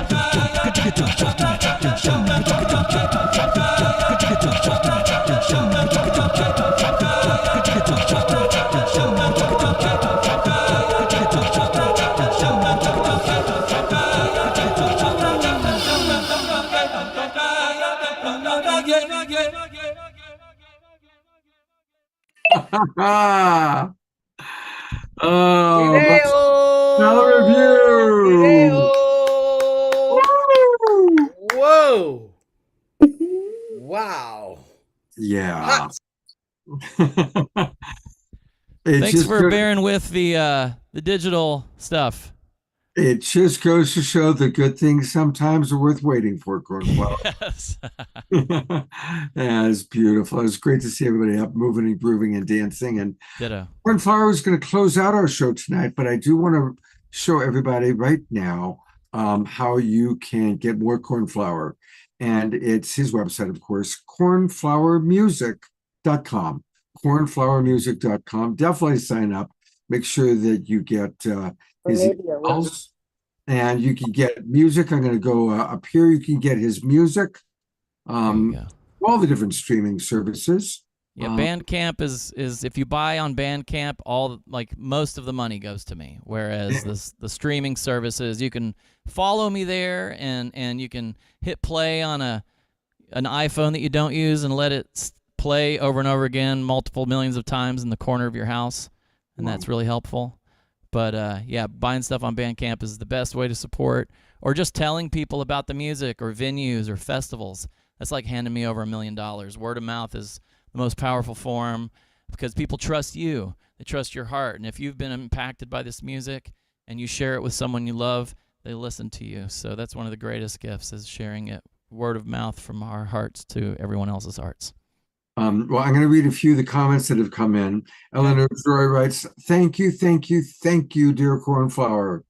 Ayada writes, oh my God, Cornflower, we missed you so much. It's so wonderful to have you back. Please, please, please keep coming back. You're the best. Thank you. Dr. Laura put it simply, Cornflower, you rock. And or roll. Carol Craig is wanting to make sure everybody gets on your email list. So she's promoting that. Thank you. And I noticed in one of you talked about like a siren. And so interesting that Mare was just talking about her goddess who could be as a siren. So a little bit of I noticed that's jumped out. Yes. I love those synchronicities. I'm a synchronicity junkie too, Scott. So I appreciate those call outs. Love you, Cornflower. And we will see you at the end of the show. Okay. Love you all. Be back soon. Thank you, brother. Well, we truly are the Global Peace Tribe. And our next guest is a wonderful example of that, because she's coming to us all the way from Omashar's native country, coming to us from England. And God bless her. It's the middle of the night or early morning there now. And of course, I am talking about our friend, Amanda Waring. And Amanda's been on the show before, but for those of you who don't know her, she is a global peace campaigner, poet, sound healer, activist for compassionate care of the elderly. Isn't that an important activism? She is an award-winning actress. She was working as an actress as a young'un, and she's starred in the West End, and she has even sung for the Queen. And she's spoken all around the world about peace and has created peace events. So, Amanda, it's so perfect to have you representing England and Europe and all that's on the other side of the pond. Oh, thank you. It's such an honor to be here and to be here with fellow mermaids and and sirens. I'm loving how everything is just weaving these. I see it as waves of peace, and I'm feeling today this beautiful. There's a settling. So I think we said in the stilling and the silence, finding that peace. In that moment of grace and allowing that place to come into us. And so perhaps just before I read some of my peace poetry, I'll bring us into just that moment again after having this amazing cornflower, just to that moment of peace into oneself. May there be peace in your east and peace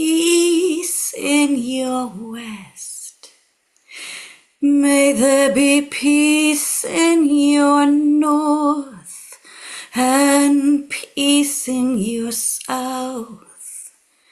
May there be peace without and peace within, as our journey of peace begins, as our journey of love it brings, as our journey of life it sings. And I've been working with many groups, thousands of people around the world, and especially women who have gone through deep trauma, who have lost their voice, who have not been able to find that peace through going through aspects of abuse. And one of the things that I feel passionately about is to awaken the divine feminine, the active call, the rallying cry for all of us as women to come into balance now, so that we counter the child in the in those that are the patriarchy that are at the moment ruling things in a way. And I'm calling in my family poem, We Are Family. Some of you may have heard this before, but if you hear this again when I read it, could you allow it to reach an even deeper part of you and allow the heart ripples, the waves of the emotions of this to reach through your ancestral line and to reach forward 7 generations forward as well. So we activate not only women, but the feminine within the masculine as well. So this is We Are Family. We are daughters and mothers and grandmothers, and we create life. We did not give birth to children to kill, maim, or fight. We say no more devastation and shattered hearts. We implore the governments to become a part of building bridges for peace, no longer chained to the profits of war that only reassure those who live off the ammunition, the smokescreen of battle, the battleground of hate. Make love, not war. We swore to honor our brothers and sisters. We are family. We are family. Drum this to the world. Strum this to the world. Peace is possible. War is impossible. As an antidote to unity, let's become one community where peace is held at its center as a sacred right, where we no longer have to fight for rights to be heard or seen, where a department of peace building allows us to intervene in the ways of tolerance and kindness, moving us from blindness into balance. We are family. We are family. Let's move away from autocracy towards a true democracy, remembering our interdependence and making non-violence a priority. Let's ungun America, shun the dogs of war, restore communication and recalibration. Let's shift into the celebration of our shared humanity, creating a culture of peace, where the vultures who pick at the spoils of war are shown what hands are for, to reach out, brother to brother, sister to sister, father to mother. We are family. We are family. We stand for peace. We dance the release of grief. We cry our pain for those who have lost their lives again and again and again. Oppression, suppression, depression, starvation. Let's move into an activation of solutions, a heart-based revolution. Peace is possible. We have to bring it into being by seeing it in our future. Drum it into life, not drums of war, drums of celebration, not his story, but her story, our story, not glorifying war, but honoring peace and the release of the shackles of blame and shame as we regain one love, one family. We are daughters and mothers and grandmothers, and we are stepping up and stepping in. A rainbow hoop of all colors and all nations. not dying for war, but living for peace, not dying for war, but living for peace. We are family. We are family. We are family.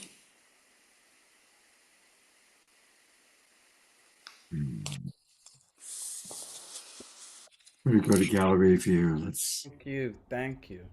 Thank you. beautiful.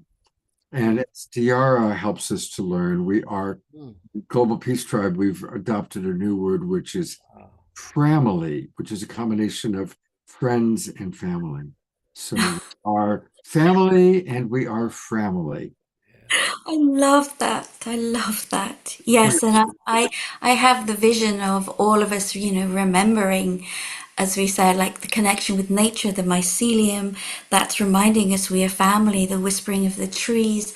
Everything is sharing that we are one, we are united, and we have this glorious opportunity to give and receive love. And the visions that I've had as a child has always been everybody around the world singing to the waters and singing peace and receiving peace, because if the waters hold the messages, and if we co-create with that divine energy, Oshun, all the words that you choose to give to that living, loving light, then we are singing to the lifeblood of ourselves and this whole planet. And that will be ringing and singing that out, and definitely working with the movement of the whales and the dolphins and bringing in the sanctity of sound and the joy of playfulness. And the recognizing in all of us this dance of where we hold our light. And I'd like to just share, if this is okay, just one more poem, maybe two more. I was going to ask you if you'd be willing to share at least one more. You could do two if you want. We love you and we love your poetry. Oh, thank you so much. Thank you. Well, I think this is part of where we can find peace, is that we struggle, isn't it? We see somebody and maybe sometimes we want to take that light that you see in someone else rather than let it illuminate your own. So this is a poem called Light. You can't touch my light. You can't blow it out. You can't damage it, even when you shout. You can't have my light. It's not yours to keep.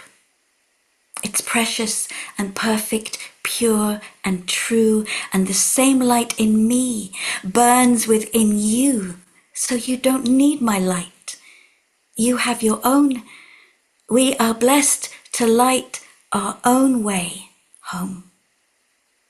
And one of the things that I feel, I was very blessed to be with Chief Phil Lane, as we were saying earlier, in Ireland and at Dripsy Castle, and sharing some of my poetry and working with these incredible elders, and also working from the future. So the amazing Lucian Tatowski, to look at how we seed the present now as we are bringing it already from the future where it's already happened. So we're almost like time travelers. So one of the things that I wanted to awaken was this feeling of the oracles within us as well. And so I will share this poem called You Are the Oracle. You are the oracle. No, this is not rhetorical, not you in a past life, but you now, fully alive.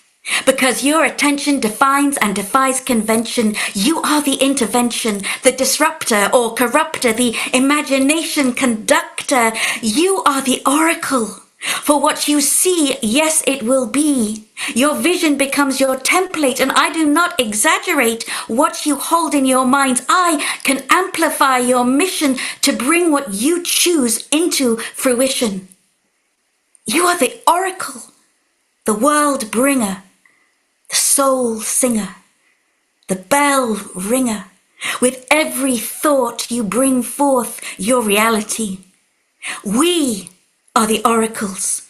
For what we perceive, we will receive. So let's create magic for all, and through our call, remind one and all, we all are the oracles we have been waiting for.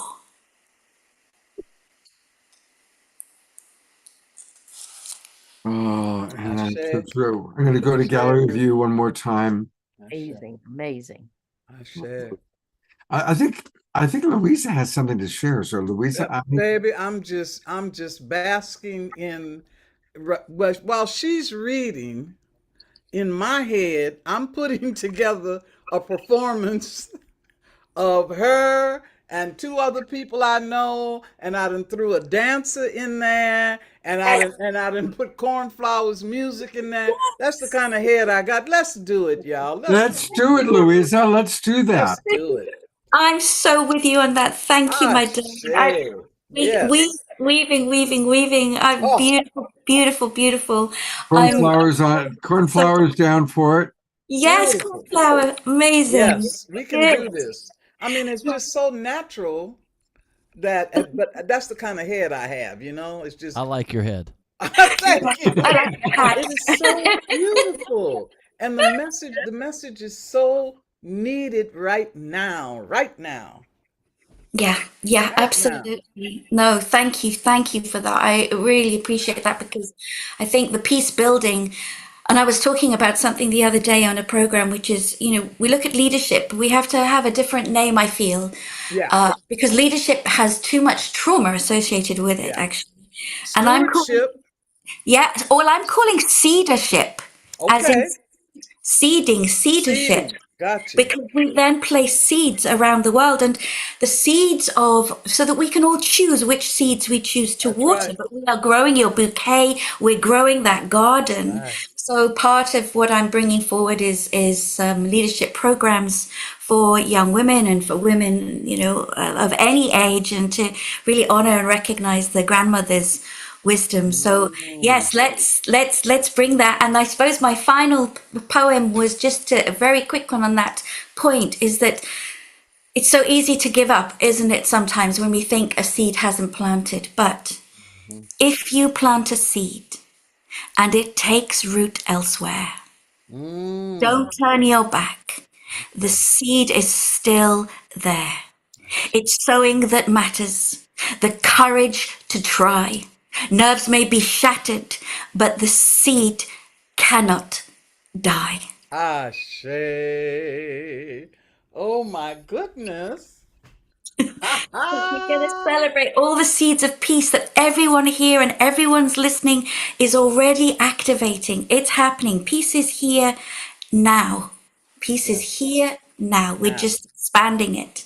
We're just sharing it now. Yeah. This is so wonderful. No, thank you. This is so wonderful. Thank you. Ooh. I love how excited you are. Oh, I'm juiced and jazzed, honey. Beautiful. So beautiful. So beautiful. Juiced and jazzed. Well, for all of you who are jazzed, the way to find Amanda is, I'm going to pop it up here. Her website is amandawaring.com, or you can also email her at amandawaringfilms@gmail.com. So those are the ways to find her I'm going to go to your website real quickly, Amanda. Let me know if there's something new or special that you would like for us to focus on. Absolutely. I'd love to say also my YouTube channel is Amanda Waring Films, so that has some of my poetry on there, and there'll be a lot more. I do have my book called We Are Family, and I'm just creating the audio version of that. But I do a lot of work with the dying and people that are working with the dying. So some of you may wish to find my sort of album of caring for yourself whilst caring for the dying there. Tomorrow, I'm very, very honored to be part of the Peace One Day concert. So that is Dave Stewart and that is Peter Gabriel and amazing singers and speakers. So it's the largest global peace event apparently that is, again, a call to action for peace. So I've been very honored to be asked to be and share an abridged version of the poem you heard, We Are Family. So do go and have a look at that. That starts at 1 p.m. Peace One Day. And also, if you would love me to come and to your organizations on Zoom or wherever that might be to inspire peace and harmony and the love with this world, then I am really happy to work one-on-one and with corporations and groups. So Mayor, we will be talking about this too. And there'll be more concerts to come, peace concerts. I will be doing something with Gary Malkin in the church in the UK next year, which we're just bringing that into being soon as well. But yeah, please connect, just contact me and explore what the poetry might reveal to yourself as well. And thank you for having me here. Really honored.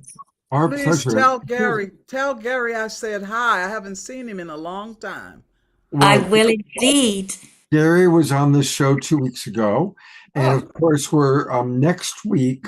Well, here I'll leave Peace Day, but since you brought up Gary, our show next week is going to be Gary's big event that he's doing at Grace Cathedral. Whoa, okay. So he's doing a big event at Grace Cathedral, and if you want to catch it, come watch The Awakening World next week, and we'll send out the link because that's going to be a different link. We are going to be collaborating with Hubcast. Hubcast is live streaming Gary's big concert, and so we're going to encourage everybody to go to Hubcast for that live stream, and we'll send all that information out to our subscribers. So that's what's happening. And real quickly, since you brought it up, I did find it. I did not know about the Peace One Day event that's happening tomorrow. Wow, there's so many good things happening tomorrow. Yes, I know. Which is the way it should be. Like every Sunday should be. But hopefully we can sort of eke it out, because also on the We campaign tomorrow, there is my poetry. I'm doing my poetry there for an event. I think it's at 7 p.m. UK time. So that's the 11 days of unity. And also the work on leadership for the 11 days of unity. Okay. And caring for the dirt. So do me a favor, because that's a lot. And I'm trying to, you're saying one thing and I'm putting on the next. Okay. So Oh God, I'm sorry. It's my ADHD. I appreciate it. If you could put into the chat box one at a time all these different things that are happening. And again, just while we're on it, for anybody who is interested, if you go to peaceoneday.org, peaceoneday.org, you can learn about the Peace One Day broadcast happening tomorrow. And wow, what a lineup. Amanda Waring, of course, is the lead person that we're going to watch that for, but she's joined by Dave Stewart in the Eurythmics, Daryl Hall, Peter Frampton. A lot of our favorite people are going to be there. Jeremy Gilly co-hosted our Peace show about 5 years ago. Yeah, so anyway, lots of people committed to peace, which is beautiful. Thank you, Amanda. We love you very much. Thank you. Wonderful. Well, tonight's show kind of evolved when Charity Ma was on our program, and she only had a few minutes, maybe a month ago. And people were asking, what's the latest message? Because, we had her on the show maybe a year ago showing the Kogi prophecy, which was concerning and distressing. And obviously in that video that we all watched many times, we were shown what the mother needs us to do to come back into balance. And we haven't done that. Clearly, humanity has not done what we needed to do. And if anything, it just seems like the people who are leading, the captains of the ship right now, are taking us in the exact opposite direction that I know we all want to be going in. That's why we honor Mayor Cromwell and Cornflower and Louisa and all the different people, Chief Phil, Amanda, that you're seeing tonight. So I've asked Charity Ma to, on our Peace show, really share what's the update, what do the elders that she's so connected with have to say about our future. So with that, I'm bringing back on our co-host for the evening, our beloved Jayoti Ma, to give us a lowdown. Jayoti Ma, you're very tapped in, you're connected to so many elders. What can you share with us? Well, I want to start by saying, Amanda, your fire is so bright. And when you were speaking it the way you were, I immediately saw Mother Earth saying the same words. I just saw her shouting this out exactly the same, which is what I think she's doing right now through all of our elders that are receiving similar messages, that we must wake ourselves in a present moment and make choice with consciousness. As some have mentioned, she put out a message almost 2 years ago in December, to be 2 years. And when it first came, when they brought it to me and gave the message, and then we put it up on film. So then we took it back to them to make sure we had captured that message in the way and the feeling that they wanted it had to do. And we did. So then they said that we must send it to Dubai because they had been invited to send a message there where the world leaders were working. And we had just come off of a time when they were laying down prayers all across Greenland and Iceland. And they were at the volcano there when the volcano was about to erupt, but they told everyone way before it did that she was about to go into great movement. 2 days after they got home, lots of earthquakes went across Iceland and the volcano went off. Now, something that was a part of the message for me in the way the mother was giving her message, they said that what the volcano was telling us is when I erupt, when I go into my movement, my lava can go under your houses if you're listening to me, or over them if you're not. She really, really, really wants for us to listen and wake up to the urgency of the moment she's in, because she's in an evolutionary ascension moment. And it's a powerful moment. And she, as she said on that mother's message, I've waited as long as I can, but the maladies continue to be put on me. I must make a movement for myself. If you do not pay attention to the mother need right now and support the original people, for I'm giving them the messages of what I need to heal and move more gently for the human beings here. So what the Kogi prophecy has said is that they told us when we were gathered in a small group in 2013 that the great cleanse of 13 years was opening. And if you look back at this last 13 years, you see the great cleanse. The deeper it went, the deeper it scrubbed us, the deeper it shook things into the light so we could see them. And now this is the last of the 13th year cleanse. This is when the ending, they say, will fall into the beginning in 2026. And they stay informed by watching the ending as it falls down, but stay focused on that which is breaking through. And that which is breaking through are carried by those individuals and organizations and initiatives that are embodying the original principles of love, reciprocity, collaboration, unity, heart. All life is sacred. Now, they've just contacted us again, and I want to just take a moment and say, well, I was there this last summer. I moved from the Black Hills where my grandmother's sister, Loretta Afraid-A-Bear Cook, and her husband, Tom, held their Sundance, where they were doing significant things to pass the ancestral wisdom on to the youth. And when I went directly from there to Colombia, they pulled us to the top of the world because the elders were getting so old they couldn't come down.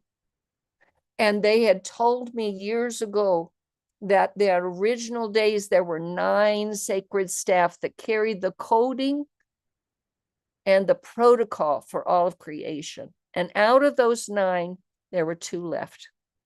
And one was the Father. And the 8 staff that they worked with for 4 years brought those 8 staff to sit beside that Father for 9 months. And then they brought us all to the top of the world for us to hold these sacred staff. And now, for the first time, they have the sacred staff in all of their territories, starting September the 15th, and for 15 days, they are running high ceremony in the La Sierra Nevada of Colombia. They are entering in their sacred dance. They are operating and opening and listening to the instruction of the gold, for the gold is trying to speak right now and bring us into that golden age. They are doing practices to protect the La Sierra. When they do this in the heart of the world. They have us assisting them in restoring a 9-part broken body that they say is a golden body. And when that golden body is fully restored, it will begin to vibrate and it will move its healing energy through all the sacred territories around this Mother Earth. Everything they're doing in the La Sierra right now is for all of us. The heart of the Mother is beating and sending impulse and instruction. So we're in an amazing kind of moment. Amazing kind of moment. What I watched was that they were now selecting the youth that will go into the caves for 17 years and receive this instruction from those original staff. So they too, along with many other original people around this planet, through the solstice and the summer, pass through ceremony in ancient old ways, these ancient traditional ways, so the thread will go unbroken into the new dawn. What I saw was the root of the tree of life has opened itself through that original protocol moment and is pouring itself through the youth to the foundation of a new dawn. So it's in movement. It's already opened. We're already moving towards that space. Now they tell me that they're preparing another message as we work with them collaboratively in our own territories. I invite everyone here to offer a ceremony in your own, on your own land, in your own space, either alone, with community, however that comes to you. Activate it now. Let's join and unify so we can empower this part of the choosing.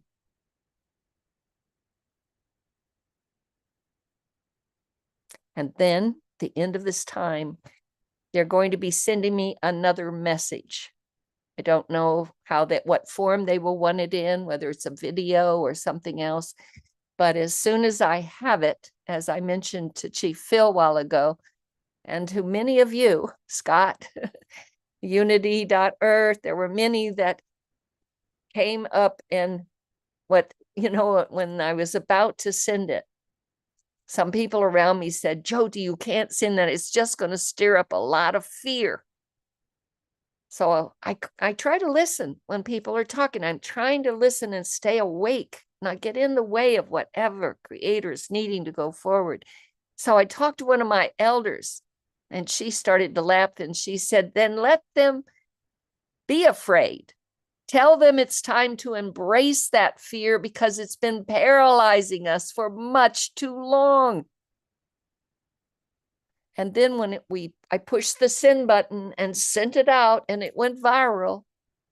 And then many of the original people started to connect with us and said, oh, thank you for doing this because we're getting the same message and we can't get anyone to listen. So we're here in this moment. We can't wait another year or 2 years. We need to understand the urgency that the move. It's kind of like if I were at 9 months and I was started my birth and I feel my contractions, and then all of a sudden I tried to make it stop. It wouldn't work.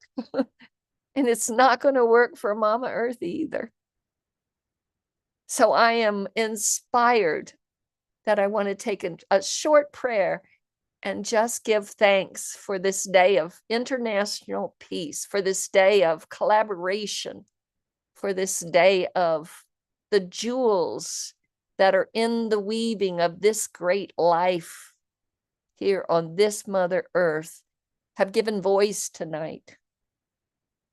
Creator, I'm sitting here on the sacred territory of the Pomo and the coastal Miwok people, and I'm giving you so much thanks, gratitude for the morning star. When I went out on my porch this morning to speak, call that day, that morning star, call the sun, and sun brought the light so we could take a deep breath, a shared breath on this planet, and open ourselves so the light could pour within, and we could walk more consciously, more softly with this Mother Earth, that we will listen to her more deeply.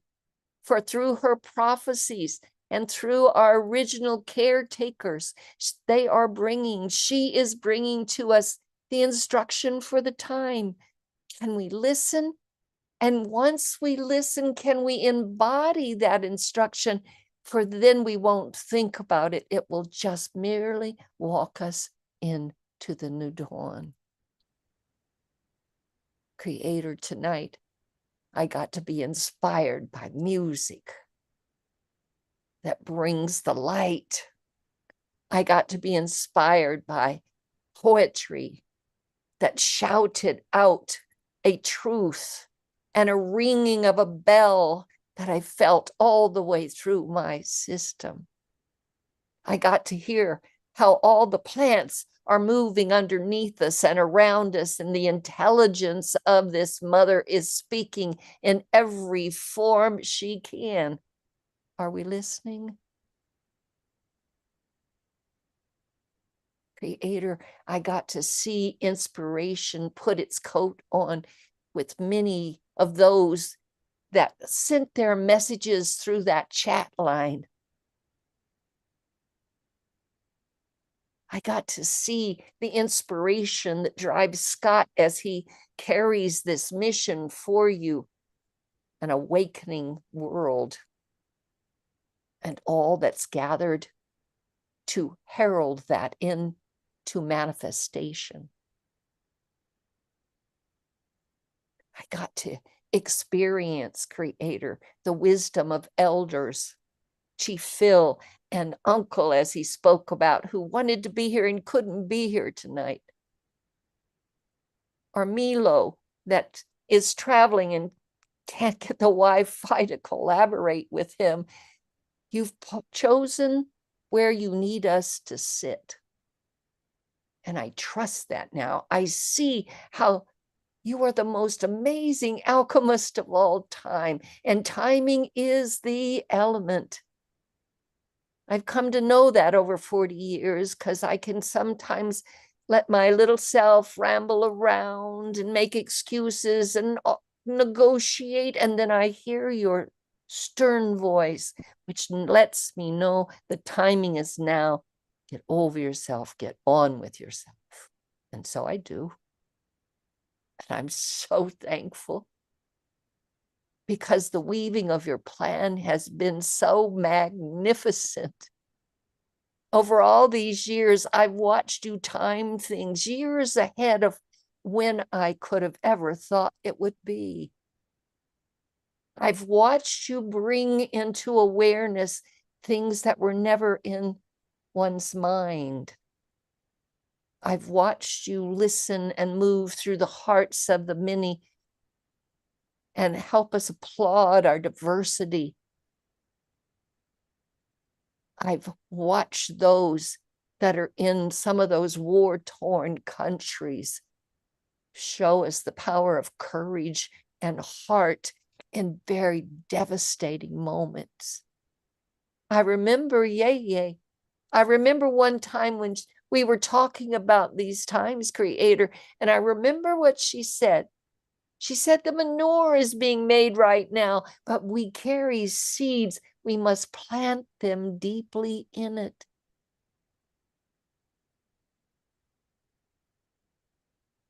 We have moved through cycles like this before, and many here have put on their skin to be in service to it again. For this is the great turning.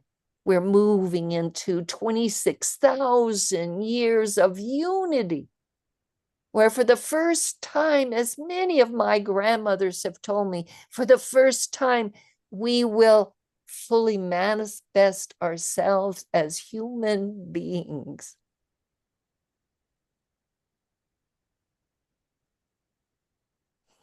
Let me honor the moment of grief that I may feel, we may feel, as something old lays down and something new is rising. We're going to sing in that Grace Cathedral with a resonance that will bring the harmony of many voices together as we rise as one, as Gary says, in the vision you gave him. You've given vision and insight and inspiration to many, many sitting circled here at this fire. This fire has been bringing a bright light for many years, and it will for many more. And for this, I give great, great thanks. I ask you one thing, Mother, before I close tonight. Might you look at every heart that's circled here, and might you lift whatever is heavy, just lift it up and let it go. Let us leave this session of inspiration tonight with our hearts open and our minds still and our feet walking gently to bring no harm. I give you thanks. I give you thanks. And great grandmother, the one that dreamed it all into being and is still dreaming it now, I give you thanks. And so it is, and so it shall always be.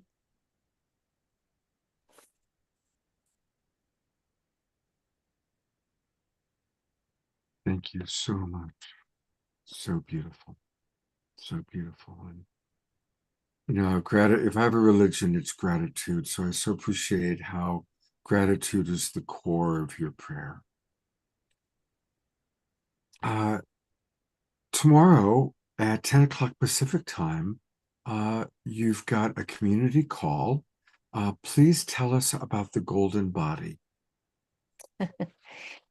Well, as I was sharing with you about this golden body that we've been put into service to tend to and to bring it fully together by 2030, we're going to have the first call on the fountain. The fountain has been constructed by the instruction of the mother through the mamos for over 13 years. She literally made this instrument. We were her feet. We caught the instruction. We walked it out. We held ceremony of gratitude for what we learned. We went back for the next level of instruction. And so she prepared this tool called the Fountain for Natural Order of Our Existence and is utilizing us now in this work with the golden body. So tomorrow we're going to have our first community call with the fountain because we've joined Patron. Grandma Luisa, and many of you have inspired us. And we're now to give more voice to this and bring more of the community, a sense of community here, as we are all in service right now to what the mother needs. So tomorrow at 10 o'clock, from starting at 10 a.m. Pacific, I think it's going to last an hour and a half. We're going to have Adriana and Franz, who are part of my team in Colombia. They've worked in the La Sierra for over 26 years. They're my family, and they have a brand new little girl named Flora. So I'm sure she'll be there too. And then Zara Indigo, who is the executive director of the fountain, will be hosting us all. And we're going to dive in and tell you more of the story of how this got put in motion and what we're doing now and what it means to the, because we're entering a period of interrelationship. The place where the golden web of life is going to be fed and grow more bright in itself. So that's what we're going to talk about tomorrow. We're going to bring some of the teachings of the Kogi, of the Kagaba. And I think Scott is going to put the link in the chat. So any of you that want to jump on, please do. We'd love to have you, and we can have a longer discussion. And we are open for all people to join and be a part of this walk. It takes the many, many hands bring light work. I love the way that plays sometimes on things. So here I've put the link into the chat box for our Zoom roomers.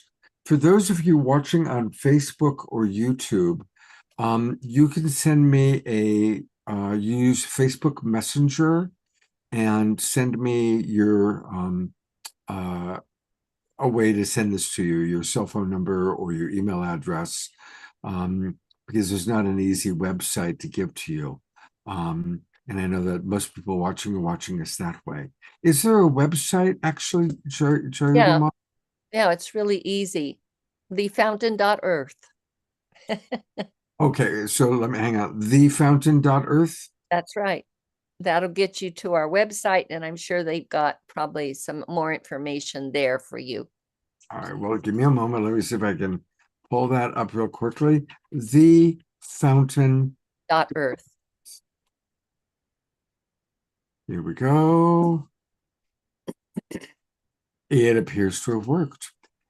So here we go. I remember this website. Yeah, we've shown this before. It's a beautiful website. All right, everybody. So here we go. Thefountain.earth. You can learn all about the very deep work that Jyoti Ma and her team are doing. And I'm imagining that if you go that's the Sun Project, the Golden Body, right there. Right, here we go. All right. My relatives. There they are. They're so beautiful. They are. They are. Jyoti Ma, thank you so much for being my co-host. It's been a pleasure. And, if anybody's in the Bay Area, or if you want to fly in, come join us in Grace Cathedral. I think it's going to be an awesome day. They're going to have a workshop where you embrace grief to bring gratitude from 9:30 till 4:30. And then they're going to have some time to be social with one another. And at 8 o'clock, it's going to open up to musicians and poets and song and prayer. And it's going to spontaneously weave something that none of us that are part of it even know where it's taking us yet. So we've jumped into the great canoe of the mystery. Come join us. Beautiful. All right, well, I'm going to put, because I know that most of the people who are part of our, whoops, I did not mean to do that. I might as well announce it now. So next week, when this starts, which is at 7 o'clock, we're going to swing over to Hubcast. So for next week, I'm going to put this link into the chat box. And for all of our online friends, which is 99% of the people watching us, this is the way to watch it online. Just go ahead and go to Hubcast now, put in your email address, then you'll get the link. But of course, any of you that can be there live, I'm still going back and forth between whether I'm going to be at Grace Cathedral or San Diego. So, and we'll talk about San Diego in a moment. But Chariot Ma, thank you so much. Hopefully, I will see you in person at Grace Cathedral next Sunday. And I'm so grateful for all that you do. Thank you. Thank you, Scott, for holding such a strong, bright fire. Oh my God, it's been great. You and Mare and Louisa, Amanda, Chief Phil. It's been an evening to remember. And there's still more. There's still more. We still have an Omashar song, a Cornflower song, and some important Global Peace Tribe announcements. And speaking of the man, there's so many wonderful things to do tomorrow. Wow, what a day. And one of the wonderful things that I certainly want to encourage you to do is Omashar is hosting this event tomorrow. Our friend Larissa Stowe is going to be a big part of it. And to tell us more about it and then do a little ditty, here is my co-pilot, our wonderful beloved Omashar. Do a little ditty. Oh, I see. Yeah. Play a song. I'm thinking Amanda, England. I've got that going on. There's so much happening this morning, tomorrow morning. You're just going to have to tune in where you feel called, because I want to be in England in Wembley Stadium. I want to be at Jyoti Ma's goldenness, and there's Unity Earth happening, the 48-hour Hubcast broadcast, but also Echoes of One. They're putting on a beautiful day from 9 a.m. to 9 p.m. Eastern time, and I do a mini concert at midday at 12 noon Eastern time, and then I host until 3, and then I actually leave the hosting and it's passed over to somebody else, and I drive up the road here to Boulder Center, where the Rotary Club are having a huge event in Boulder, by Boulder Creek in Boulder, Colorado, where there is going to be Native American dancing. There's going to be an hour-and-a-half Omashar concert live, and a gazillion other things. So if you're in the Boulder area, come and see us. But anyway, don't believe in FOMO. You will know where to be. Your heart will call you, and that is it. My heart has already had to just be present with what I'm being present with. So, sound, Grace, is it really quiet or something? Probably, because I'm using this mic. Your sound is excellent. It's okay, loud. good. It's louder than It's all right. It does sound different. But anyway, I'm going to play a song now called The True Ones. And it speaks for itself. Yes, it does.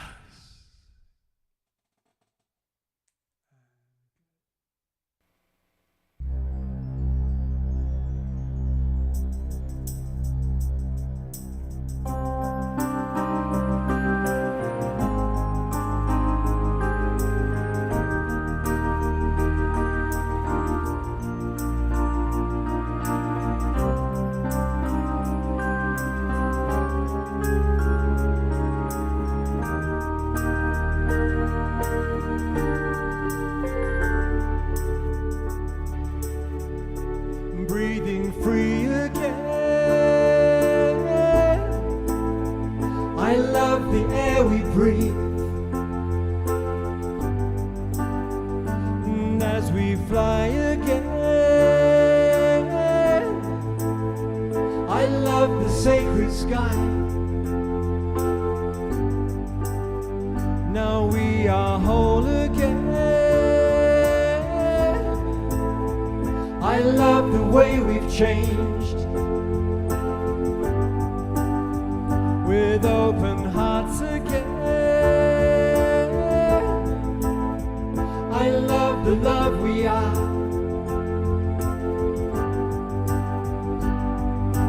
We are rising, there's no disguising the truth of who we are.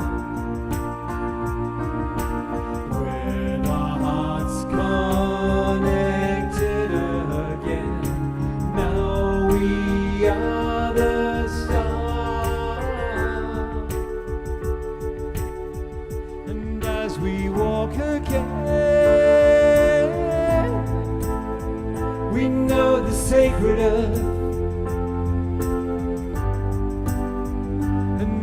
we see again,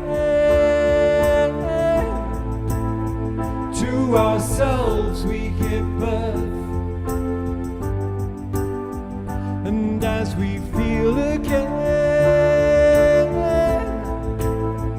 our boundaries dissolve, and free to love again, right from the heart of one. We are rising, there's no disguising the truth of who we are. With our hearts connected again, now we are the stars.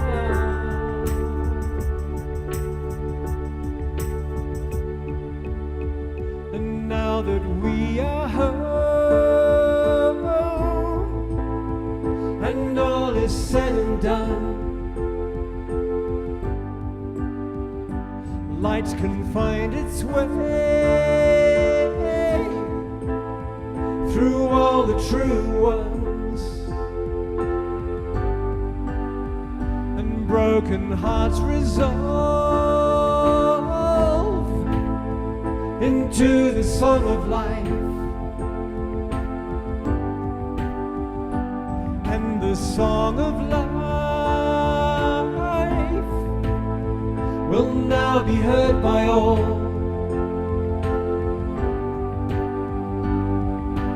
We are rising, there's no disguising the truth of who we are.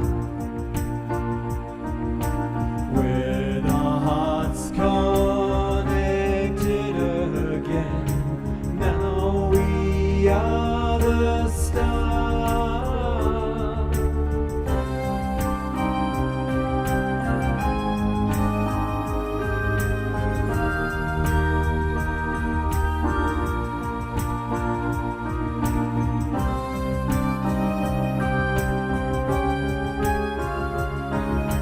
Now we are the stars.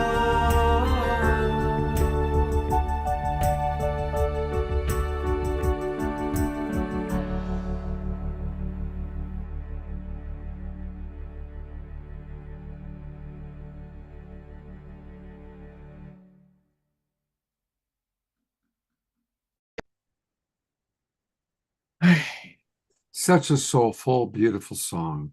So beautiful. Thank you, Gallery View, and I send Omishar love and appreciation. It's just amazing what comes through, because I didn't write it. I can't lay claim to that. It came through me from the one source of all, and that's always my philosophy. Not my philosophy, my truth, the truth. The other interesting thing is that even some what I would potentially call meat and potato musicians, more often than not, they'll say, you know what, I just received this song. Of course, they'll put their name on it. However, they still acknowledge that everything is received from the center of the source of all creation. So thank you. You know, there's that wonderful quote from Bob Dylan when they asked, how can you write so many songs? And he said, I don't write them. I just write them down. Right there. Yeah, exactly. And so it took me a while to recognize that. Not very long, but enough for me to be, I guess, humbled by the truth. Well, I want to remind people, of course, in addition to tomorrow, echoesofone.com are the details for what Omishar is going to be doing online. And then you could be with him in person. And I hope a lot of our Global Peace Tribe is going to be able to make it down to San Diego for a concert on Monday night, September 29th. Monday night, September 29th. Thank you, Mark Donisovsky, for organizing that, because it's going to be a really, really special evening. Anything you want to add about your concert that's coming up? Nothing really. I know that there's the San Diego retreat immediately prior to that with a bunch of amazing people, including our Soul Search family. But I just wanted to, well, the one thing I wanted to say is I just spoke to Mark today, and his mother is 99 years young, and she's just moved from, I think, a care home into hospice. And so he is now going through that. I spoke with him a little while, and he said, she's ready to go, and I'm good with it. So I just wanted to send maximum grace to Mark Denisovsky's 99-year young mother who knows that it's time to leave, and is happy about it, according to Mark. So there it is. And how's your mom doing? Well, that is another story. Let's not go there. However, she's ailing fast, and the only thing I'll say is that she now doesn't know who's has what children. And I have 2 kids, and my brother has 4, and she mixes them all up, and so her mind is just completely gone. But there it is. There it is. Blessings to you, Mom. Blessings to Mark's mom. And blessings to all mothers everywhere, all because moms, exactly. it is that which is the truth. And yes, thank you, Scott. He mentioned, of course, there's a big event, and I think tickets are still available. September 27th and 28th. Look at that lineup.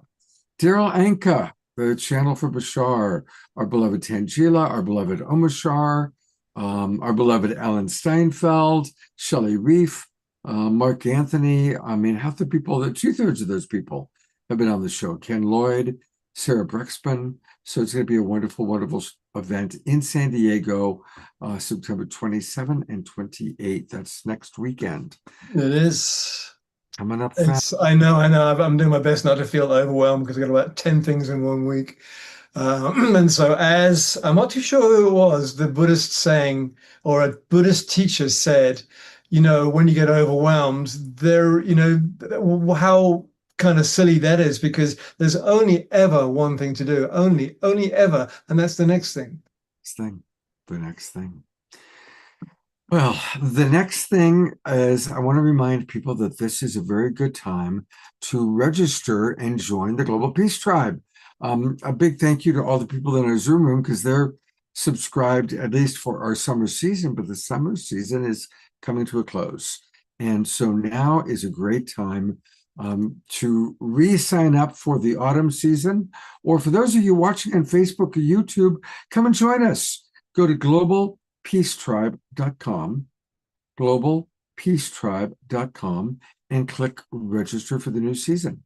And that will take you to our trusty registration page, where you can easily join us for as little as $22, and you will get all the Zoom rooms to all of our shows for the rest of the year. We do a show every Wednesday night and every Saturday night. This Wednesday coming up is going to be another Soul Search show. The first time we're doing a Soul Search show on a Wednesday. So come join Tangela and Psychics and Healers.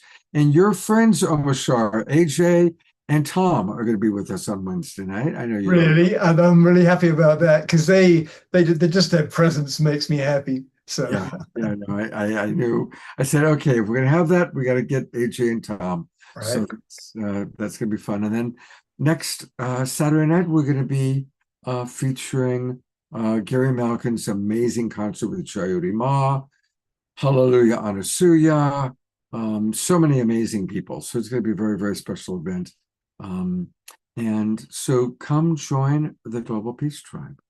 And one of the wonderful things about Global Peace Tribe is you get to see Omashar with us on Wednesdays and Saturdays. And you get to see special events and special beloveds like Cornflower.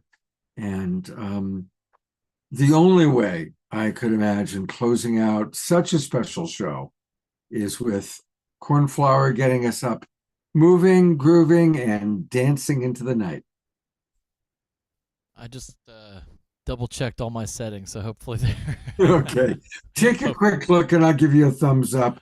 And if I'm like frantically waving, you'll know. I'm so sorry. It's okay. Oh my goodness. That was it funny. Really actually was funny, because we're listening to you do what you do when you don't have the looping going on. And that's cool too. It was awesome. And I'm like frantically waving and Omashar speaking, and I finally got it out of the corner of my eye. I saw you like, I was like, that's not dancing. It's really good. Well, thank you. And you are such a minstrel of peace, and thank you for being, you and Omashar are both just such amazing men.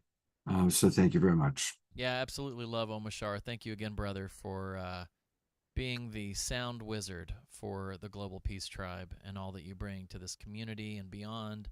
Yeah. I love your music. You're an incredible musician, and I loved what you said about that we're all channels, and I call it the great music. But all of the greats have said that they're just instruments, and there's that quote by Hafiz, "I'm a hole in the flute the Christ's breath moves through. Listen to this music." Right. And that's been the underpinning of everything I've done. I'm not even the flute. I'm merely a hole. Cool. Well, thank you, Ruckus, brother. You got it, man. All right. So one quick thing I wanted to share. I heard someone say, just about the things going on in the world, and someone saying, about planting the seed, and the seed being planted, and that, I don't know how many of you all are seed planters, like actually growing things, but sometimes you'll plant a seed and you think it's one thing, and then it grows into something totally different, but it's equally or greater in its awesomeness. And I just want to remind people of the law of attraction. When you call forth something into the world, usually the opposite, or the thing that is in your way that you need to clear through and resolve or heal or bring back into the fold and bring home, is what shows up first. And so I feel like what we're seeing right now are the patterns of humanity that no longer serve us, that are in the way of us receiving these things that we're calling in. And so, stay true, believe in yourself, don't give up, keep holding the frequency, because the more we hold the frequency, the more we get clearer and we refine what it is that we need to be doing to contribute to the global peace tribe. So keep it up. May this music be a soundtrack. I love you all. Here we go. Thank you, Cornflower. That's a beautiful message.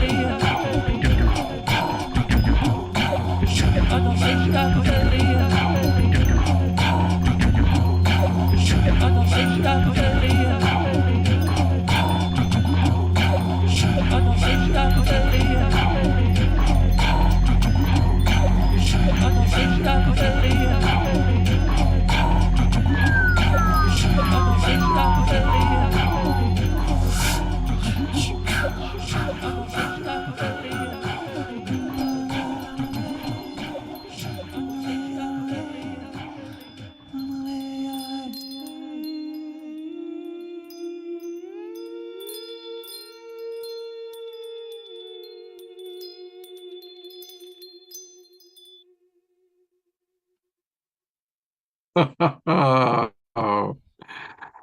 that was a good workout for all of you two. Good to see you guys moving and grooving. Even Charlotte LaFranc is in the house.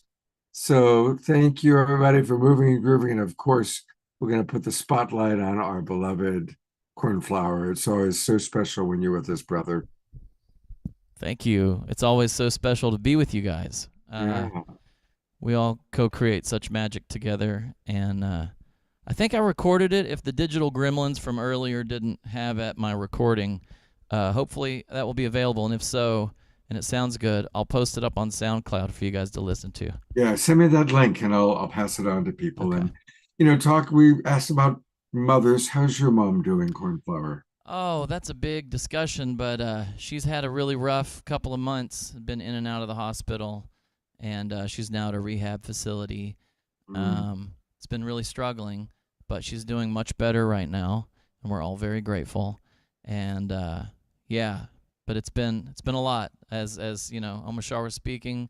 It's we're also in eclipse window right now, and a lot happens in that time. So everybody, be gentle with yourself, be kind to yourself, love yourself, do your best to show up and be kind with others.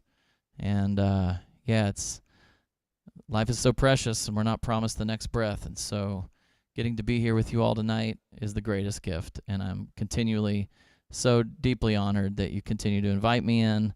And Scott, I love you so much and love the Global Peace Tribe, and can't wait to travel all around and see you guys in person. Absolutely. Well, I've got a place here in Grass Valley now where you can come. So we'll definitely do some great things. And until we get a chance to see him in person, remember you can get his music by going to cornflower.bandcamp.com. Cornflower.bandcamp.com. That's the place to get. Which of these beautiful children of yours would you most recommend for the Global Peace Tribers? Wow. Well, I would say probably the best concert set that's currently up there is the All Aboard the Vision Train. That is absolutely fantastic. But if you want to drop into an ecstatic dance, the top one, the second one on the top, the 8/3/2024 live at Samasati Sanctuary is really lovely. And then the 10/31/2023 Rochester, New York, Barefoot Boogie. That was a Halloween show. That was really awesome. But yeah, the singles, LFG, Journey into Sound, and Earthseed right there are all very special drop-ins. And then the Soul Village is also a great ecstatic dance on the left there. I'm gonna get right now the Samasati one because Samasati Sanctuary are my good friends, Vineet and Raj. Such dear souls. I'm so grateful for them. Thank you for connecting me. It's a beautiful family. I love you, Cornflower. Thank you so much. Love you, brother. Hey, I realized that there was one more really important announcement I had promised to make, and that is that you can get your own peace poll. And I'm going to show a couple of things. Our friend Becky Suzik talked about it. To find out how you can join the worldwide network of peacemakers, getting your own peace poll, becoming a peace pal, even doing virtually, go to worldpeace.org. Worldpeace.org. And that's how you can get your own peace poll. Another way to do it is we've got this little QR code here, which I'm going to show you. So get out your trusty cameras, and if you take a picture of this QR code, Omashar, is it showing up okay? Yeah, it's just fine. Grab your cameras, take a picture, and learn how you can plant a peace poll. This is a virtual way to do it.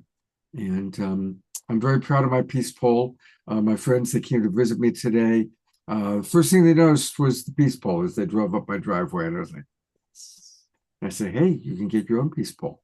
So anyway, this is a wonderful thing for us to do. And of course, what's nice about the peace poll is it reminds us that every day is Peace Day. Every day is Earth Day. Every day is Peace Day. And that's why we are the Global Peace Tribe. So This is kind of like our Christmas, our International Peace Day. I will see you all hopefully on Wednesday night for another gathering with Soul Search psychics, healers, AJ and Tom, Tangela, and special friends, and of course, Omashar.